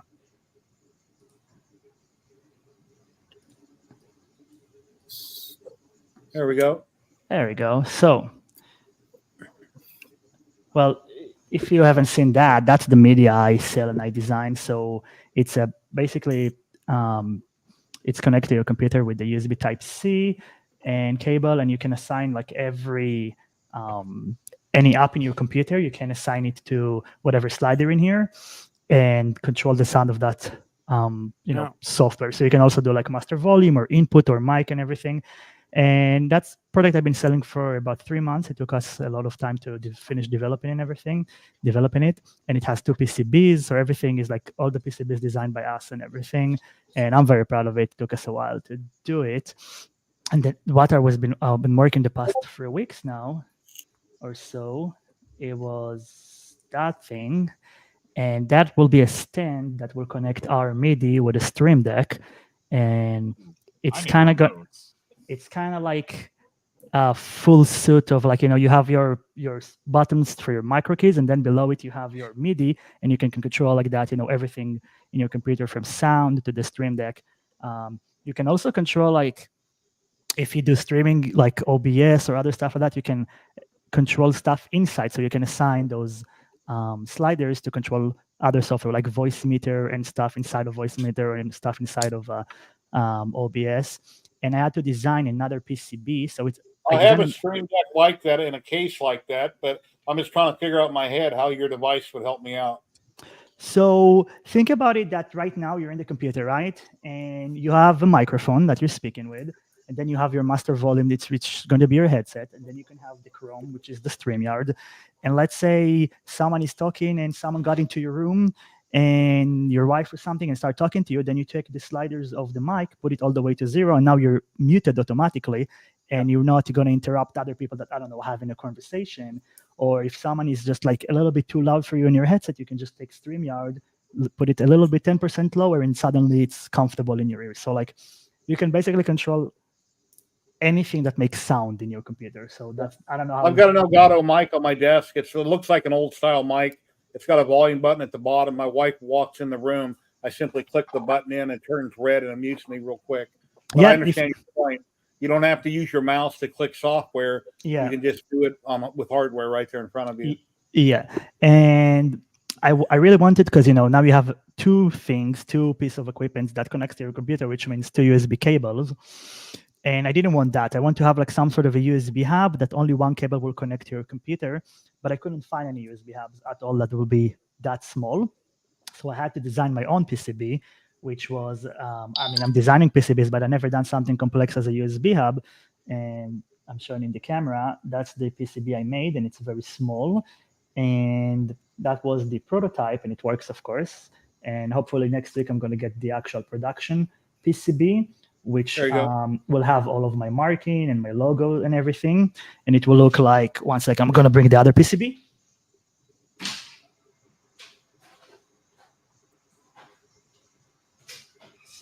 Sorry about that. So it's going to look something like, this is the PCB that you have inside of the MIDI. So it's going to look something like, you're going to have my logos, my name, the name of it. So this is what you have inside of the MIDI controller. So that should arrive hopefully this week, like next week. And then I'll be able to finish the product. And for now, let me put my camera back on. You have pricing on it? Yeah, I'll tell you in a sec. And that's like the prototype, how it looks right now. So that's like the actual product. And, the logo here is not going to be like that. It's just for me. But everything here is customizable. So when I selling the MIDI and everything, you can customize everything from the base color, the top color. If you share my screen again, you can see what I'm talking about. I got a question. Do you currently sell a lot of them? Define a lot. I sold around. I started. Okay. You don't need to tell me, but the reason I say that is, if you have something that you can mass produce fairly quick, you can talk to Tor or Tim with TH3D, and maybe that might be something they'd want to put on their site. I don't know. Tor, I can manufacture a lot of them. Like I've sold plenty of them in the past couple of months. I've been only doing it with this product for a couple of months now. So I can manufacture plenty of them. It's because of I already have the PCBs and I build in PCBs. So to assemble them, it's basically 4 screws. Just put the PCBs in, and that's it. So just printing those boxes, I can print them all day long. You know, it's not. Tori, you think that's something Tim might be interested in carrying or no? Possibly. I would have to talk to Tim about it, but okay. I like them. I want one. Hey, yeah. I mean, you guys can talk to me. We can hook you up if you want to test something and see something. I'll be more than happy to send you guys some. Share something in private. Share a link or an email in private chat where he can contact you. Absolutely, I'll do it in a second. Or your Twitch channel or whatever, and I can post. I'll put it in chat. Anybody watching might want to check it out. They can click on it. Yeah, I will do it. I will do it in a second. Absolutely. So for now, I'm selling just the MIDI, but that full product going to be available soon. I hopefully in a week I'll be able to do, because it's not just releasing a product. I also write the documentation so people know how to assemble it or how to maintain it and stuff like that. And writing all the docs takes me more time than designing the product, which is kind of funny, you know. Hey, real nummy. I very much feel the same way. Tom, quick question for you. Yes, Is sir. it the same product? I was watching Tom's Hardware, or not Tom's Hardware, Linus Tech Tips, and he had something very similar to that. Was it the same thing where he had like a Arduino with sliders? So he used a software called Dig, which is basically, it's not the software I'm using, but it's basically the same. So I started with that thing about 5 years ago. Designed something like that. It had 8 sliders the first iteration, and I used Dig. So yes, it's very similar to what he has or he showed. The problem with that software that it's very difficult to use. So when I'm talking about regular people, not us here, you need to add the YAML code in your computer. It's like a YAML file, and it's not something that has a GUI, and it's very friendly to use. It's a very cool project, which I support. I'm part of the Discord, and I help people there. I use a different software that is just a little bit more friendly, but it's basically the same idea of having a PC volume control. So it's very similar. How long do you warranty your product? 30 days, 6 months, a year? No, I say a year, but if something happened to your product after a year, I will always support you. You might have to, if let's say something broke, you might have to like purchase that thing that broke or whatever. But I will always be here to support you and support your product. That's something that I'm like standing behind. Okay. But that's basically what I was working for now. And the Stream Deck itself, I just got the new Stream Deck, the Stream Deck Neo. I got it a couple of days ago. So I'm going to make a new variation for the Stream Deck Neo. And if I'll get more requests for different Stream Decks, because there's other versions that are a little bit niche, they're not as popular as the Mark II, I will make the version for them. But for now, I'm going to do only 2 versions, which is the Mark II and the Stream Deck Neo. For this. Okay, and how much are they selling for? So the MIDI, I'm selling it for $55, which is cheap. I'm not trying to make money. I'm trying to put myself as a designer, as an engineer, and my company out there. So I'm not making a lot. And the pricing for the actual stand, I don't have a pricing yet. When I get the PCBs and I'll have the final information about how much they cost me, I will be able to price it correctly, but it will be something in that area also. It's not, I'm trying to like keep stuff as cheap as I can to like push myself and bring more customers and more Because I also do print. You're printing on a bamboo with what type of filament? I assume bamboo, right? Right, filament or printer. Printer, I don't have any bamboos at all. I have Prussia's stuff. One of them is behind me. You can see it over there. Filament wise, there is a lot. It took me years to find the actual filament manufacturer that I like. I like to buy filaments from the actual manufacturer. And for the past few years, I don't know, 3-4 years now, I mainly buy Polymaker filament because I really enjoy their. At this point I trust them, the quality of the filament, and the diameter accuracy and everything. So yeah, that's the filament. Right then, chaps, I've got to go. Nice to see you all. I'll catch you soon. Have a good one, Sam. Take care, my friend. You have a great day, Sam. Thank you. It's my birthday tomorrow, so I'm going to be enjoying my birthday tomorrow. Happy birthday! Happy birthday! Happy birthday! Thank How old you. are you going to be? 40? I'm going to be. No, I'm going to be 43 tomorrow. So. Oh, still a young chap. Congratulations. I know, old, right? Yeah, it's worrying times. They're not winding that back. It just keeps going forward. The number keeps going up. So I got you by 23 years. I just turned 60, man, and in June. I'm like, wow, where's the time gone? Yeah. So yeah, it's worrying, isn't it? Enjoy being young, you know. Yes, I shall try. Thank you, Royal Nomi, as well. Thank you. Nice to see you. Yeah, good to see you guys. Tom, I love that project. That looks. Thank you so. Really Thank you good. so much. I appreciate that. Happy birthday. I was watching, I was listening, and then it even piqued my interest more when you said you were doing it with Polymaker. So well done for you, and I wish you all the success with that. But guys, I've got to shoot, so I'll see you soon. All right, take care. Take care. Bye for now. Bye. Crazy. And I've put the link for it in our private chat, and also my email if anyone wants to contact me for. Okay, I'm gonna share it right now. So that's the link for my Etsy store. I don't know if we can say that word in here. Oh yeah. Because in TikTok, if I'll go live on TikTok and say any name of other like website you can sell on stuff, you get banned. So I'm afraid. Really? Yeah. I must try that then. Say that again. Say it what again? What? Say that again. If you do what on TikTok, you'll get banned. So TikTok have this algorithm, that this AI, that if you talk about, because they're trying to push their store, if you talk about any other store or say, oh, I sell at X website, or that it's another big platform for selling stuff, it flag your live, and the best scenario is you're gonna get like muted or some sort of warning, but worst case scenario is you're gonna get banned.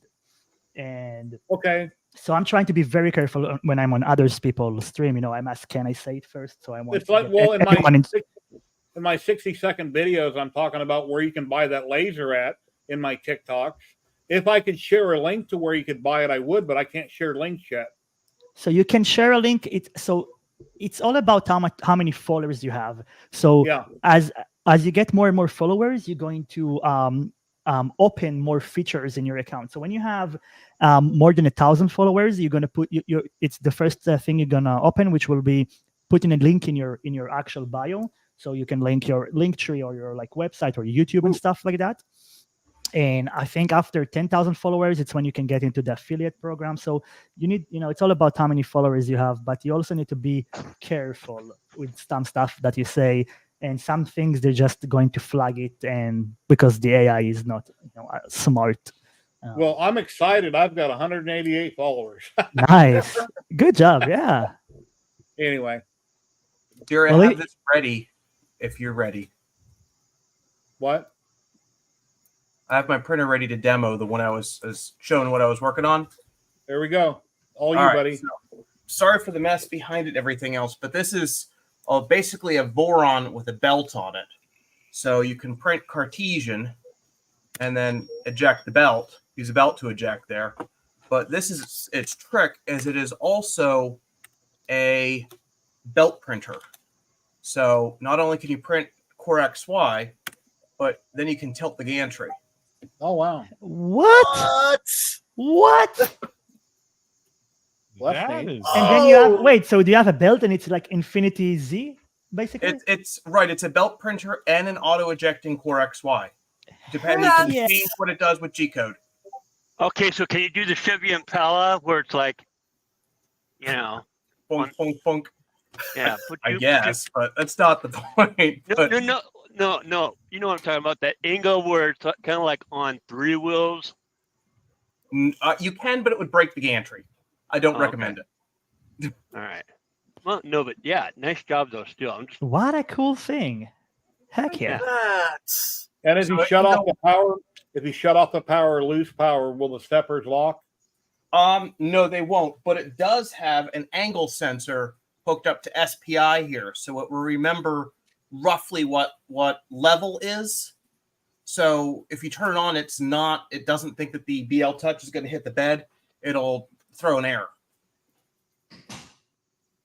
That Thanks, is Okay, and when it goes into that mode, does it play the war tune?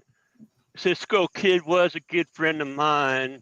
I don't get that reference, but it's you still late thing, you know what I'm saying?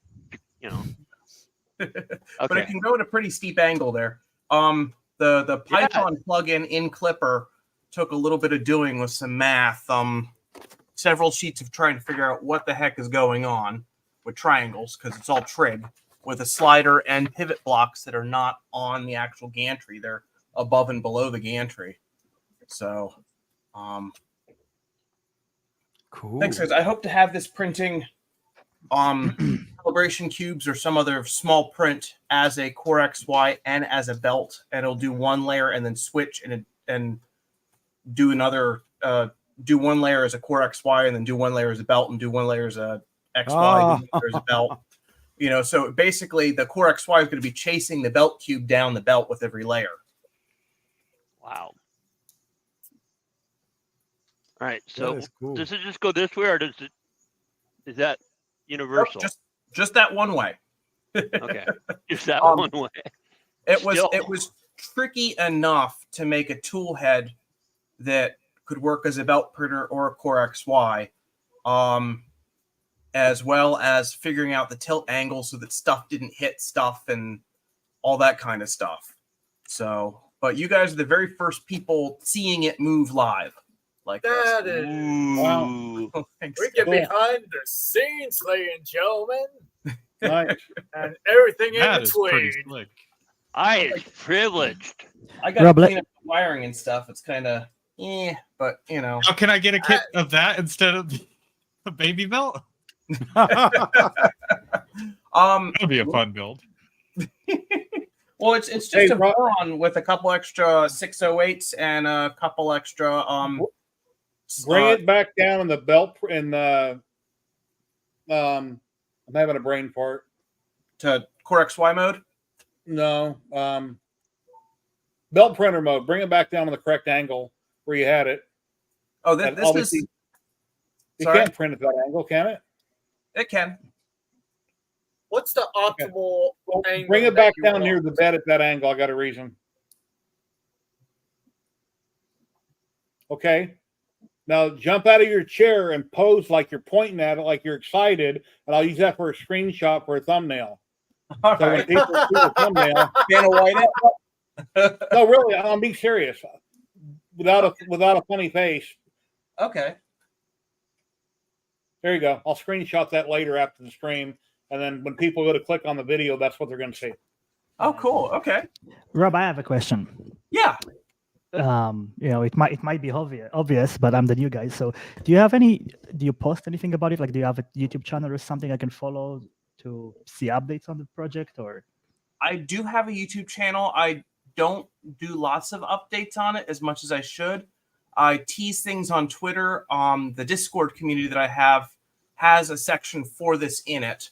It's mainly for the Baby Belt and Baby Belt Pro, but I do have a Quicker Crow channel in there on it too. So Discord is the way to follow it. So yeah, share if you can share in private the link for Discord. I'll join. I'll follow. Okay. Yeah. You can actually get in this too. Hold on. I got an error on my computer. It says free up space to continue. Some features on YouTube might not work until you clear data that other sites have stored on your device. How much free space do you have on your C drive, Jerry? Probably not much. If you're getting that error, it's probably less than a gigabyte, which is really bad. Let me look. Properties, free space. Ooh, 0 bytes. Well, that was a I good got stream, guys. I got 977 gigs, and I have 0 free space. Is it going to kill my stream? I'm joking, but your computer is not happy. Very not happy. Yeah, you need to clear out some space. I got to figure out what to clear out. Empty the trash bin. Yeah, that's actually a good one. Yeah. There's a good what? The recycling bin, the trash. Oh yeah, recycling bin cleared. Everything is usually on my D or my E drive. There's nothing in the recycling bin, so I'll have to go through C and try to figure out what I can get rid of because I don't do much with C. Well, yeah, I do. I got my download folder. So I got it also could be. It also could be because you're recording. I assume because of what you said, you might be recording this live, and that might have taken all of your space. Yeah. There's a good utility called WinDirStat that'll index your whole hard drive and show you what's taking up the space where and a good graphical representation. It's a free. It says I'm recording, but I'm not recording. Or you can always delete C drive. Yeah, just got my virtual camera running. Oh, format C. Yeah, format. No. Yeah. You know, a long time ago, I accidentally formatted. I thought I had an external drive. I was formatting, and I didn't. I formatted my C drive years ago. I lost so much stuff. It was I cried. I didn't cry, but I felt like it. Fair enough. I will cry if I lose all of my data. So, so fair enough. I would cry. I work off an NAS, and then that backs up to a server in my garage.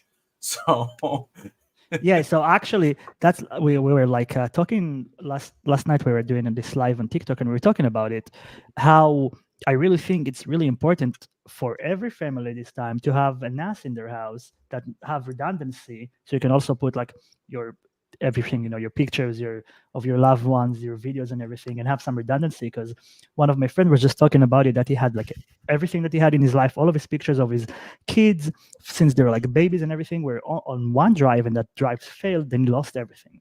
And that's terrible, all of your pictures and stuff. So back up your data, and if you can get an NAS, I support servers. I have an enterprise server in my house, a full Dell server, and servers with auto backup is the way to go. Yeah. Yeah, of course. The 3-to-1 rule. I got 6 gigs free right now. I moved some videos. Good. Yeah. No, I've got a Synology NAS under my desk, and I've got a Dell server out in my garage. But that's good.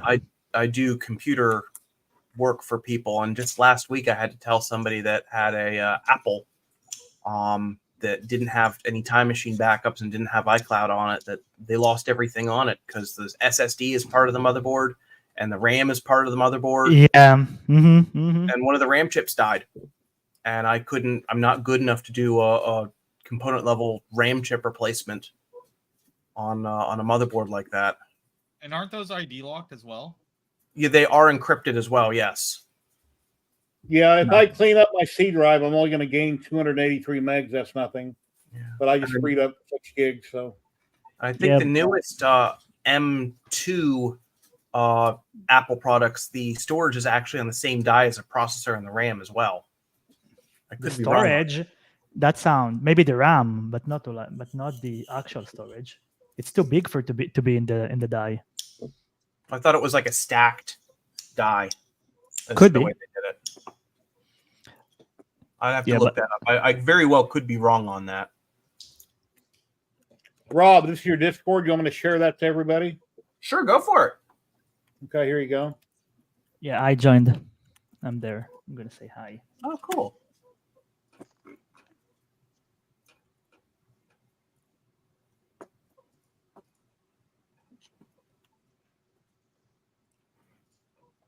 All right, I just joined also. Let me change. Here we go. Name. Yep, I'm getting the badoops. I'm going to change my name so you guys know who I am. Donkey donk. Yeah, that didn't come out too hot, so I tossed it. Does anybody have anything they want to discuss or talk about? I'm going to end the stream soon. If not, we are actually doing a printer roast stream next month. Let me get the link for entries. Your mic is not the direction you're facing. Sorry. So wait, what are you doing? We're going to be doing a 3D printer roast stream. Okay. We're going to be doing the worst printer gets a $100 gift card. So you can fix your stuff. But yeah, at TH3D on what is it? September 20th. We're doing a new stream for that. Is it basically like a gamer setup roast kind of thing? Yeah. But then for 3D printing? Exactly. We're going to be going over, looking at people's printers they submit, and pretty much tearing them apart. They talk and make fun of them online, and then if you win, you win $100. Yeah, first prize is $100. Second is $50. Third is either a roll of filament, or if you're outside the U.S., it's going to be a $30 gift card. I'm going to upload one to my drive now that I'm going to jokingly share with you as a contender, if you want, one that I just took a picture of in my own office. But I got to pull it up. Just give me a second, Jerry. I just put the link to the entries in the private chat. Yeah, I'm looking at it. I shared it. Thank you. Okay. But yeah, that should be a fun night. Yeah, absolutely. We've had some pretty interesting printers in the past. Patrick from Light Source Engraving, he's doing something similar soon. With lasers? If you have like a filled print or filled laser, they're gonna roast. He wants to have a roasting session for Dragon's Head. Nice. He's in one of my chats, so I think he might have gotten the idea from Tim. We've been talking about that. Yeah, this is a print for a friend's daughter. They wanted a dragon head for their desk, so just got done on the Prusa. Those aren't too bad. I'm actually checking the entries right now. We have a couple. One of the funniest things I think I've seen online that somebody shared a picture when they got their new X1C bamboo. They underneath it, when the bed was all the way up, they stored all kinds of cool stuff underneath the printer. Oh, they yeah. had all that storage room. I'm thinking, yeah, that'll work once. So bed comes down, everything breaks the machine. So yeah, Jerry, as soon as you print something big, that's going to be a fun time. Yeah. Definitely.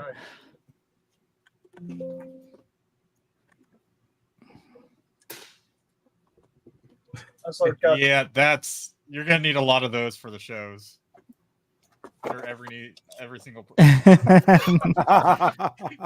well, yep. Who wants to touch more, the kids or the adults? So funny enough, when at Murph, I had the kids booth. Kids went straight to that and touched stuff there, and completely avoid the tavern and the dreadnoughts and all of the more expensive print. The only thing that people really were wanting to touch were the adults were like this, and so it wasn't as bad as I was expecting, because I had a few of these up this year, which did an amazing job and kept people from oh yeah, that's working construction for 25 years. The number one sign that most people will completely avoid because of what it says: wet paint. Everybody wants to see if the paint's dry. Yeah. Like it says that, but let me test it. Is it dry yet? Oh wow! So, this is my nomination for worst printer. It's a first gen mono price with a ramps board with a stepper expander, running Marlin for a 3-to-1 color mixing. Yes, these wires on this stepper are held on with painter's tape to keep them from shorting. Does it work like that? Well, if you clean it, it worked last time I used it. But yes, it could do color mixing 3-to-1 with a G-Tech 3-to-1 color mixing head. And then for bonus points here, this is the Easy 3K8 polar printer that they asked me to do the firmware for, that they kind of got away with because they didn't like that it wasn't very good because they didn't want to put good stuff in it. Wasn't that less than like $150 for the printer? Yeah. As well? Yeah. Because their other one is what, like $50-$60? I can't hear you, bud. Sorry. The other one is like what, $50-$60? I don't know why my mic is not picking me up. It is picking you up. It's just a little bit far from the mic. Yeah. That also might be another good thumbnail for this live stream. People go, "What the hell?" Nope. Yeah, and post that picture and add like a bamboo new printer or something below. Well, if you look carefully, there's a pile of bamboo poop like that has fallen from the printer above it, behind it. Tor, when you submit the pictures to TH3D, you have to write a description of what you're looking at, right? Describe what everybody's seeing. You should, yes. You don't have to, but a couple pictures. The more pictures, the better. Yeah. It explains it. I can't do that. All my prints are. Stephen Poole wants to know what's to the right, the 3 boards on the wall. What was that going to? Another printer? Yes, that was a board in another printer. Way back when in 2019, Tom Sanderlin printed with layers. Did a review of my printer, my giant printer. Did I say something wrong? No, no. They say from Feet said that the printer gets little shit from the bamboos. But I had a really, really, really big tool changer at ERF in 2019. Like big enough I could climb inside of, and I'm not a small guy. Mm-hmm. And it was right as E3D was announcing their tool changer. It used like 5 ramps boards to power it all. And Duet was just at the point where they were releasing their new Duet 3 stuff. They're like, we want to sponsor you and give you those Duet boards. You're going to take this back to ERF. It's not going to be a one-off, right? I'm like, oh, absolutely, of course. Yeah. So I did. I converted to Duet and had it working and helped them troubleshoot the new firmwares for a while. But, COVID. ERF wasn't around for another, 2 years in person. I showed it off on ERF 2021 or 2020. On the video stream one, they didn't have it for the next one. But the printer literally was like 3 feet by 3 feet by 4 feet. Was massive back there, and I needed the space for the printer. So just this I took it apart last year. And that's just all the Duet boards just bolted to the board there that was in it. Nice. Yeah. But it's Tom still has it up on his YouTube channel if you're curious. It had direct drive extruders, it had Bowden fed extruders, it had a potential CNC extruder that I never used, it had a potential laser head that I never used, it had a potential I was playing around with the idea of being able to insert threaded inserts directly into a print. It was just so big though, it was so flexy, it wasn't firm enough to actually do anything well. So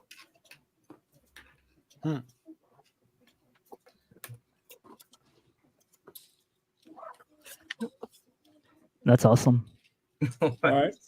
Well, we're down to 28 people watching, 13 on Twitch and 15 on YouTube. Been streaming for 3 hours and 43 minutes. Oh, wow. I think I'm going to rate out. I usually stream 3 hours, but last week I went 4 also. It doesn't matter. As long as everybody's happy and we're active and something's going on, we'll keep running it. I'm retired, so. Well, let's see who's out there to rate into on Twitch. Thank you for having us and letting me show my stuff. And Thor, if you want something, contact me and I'll hook you up. Oh, I'm hovering over review your order right now. There you go. Yeah. Awesome. Yeah, if you don't know Tom, Tor works for TH3D. He's a support guy. He's been with Tim forever. They're a great company in Illinois, Midwest. They 8 sell years printer now. parts, a little bit of anything and everything. That's awesome. There you go. You have another order. Really? Mm-hmm. Cool. Well, thank you so much. And I hope you know that you can. I hope you know that you can choose the icons and the colors, right? Just change them to whatever. Okay, good. Black and green. And also the icons. If you want anything else, let me know. Awesome. Thank you, man. Thank you. Can't wait. Very cool. Well, anyway, everybody watching on Twitch, I'd like to thank you very much for all the follows, subscribes, bits, which didn't happen today, or no donations today, but I really appreciate each and every one of you. And let's raid out. We're going to raid into Maker Deck. There's always a lot going on there. The chat's very active 24/7, where people anybody can submit their videos, and they can be streamed live on Maker Deck. So here we go. Take care, everybody on Twitch. You have an awesome day. And everybody watching on YouTube, everybody take care. Have an awesome day. Until next Saturday, 12 p.m. Pacific. My name is Jerry. Check me out on TikTok. Check out everybody. Have an awesome week. Take care, everybody. Thanks, Later. Later, guys.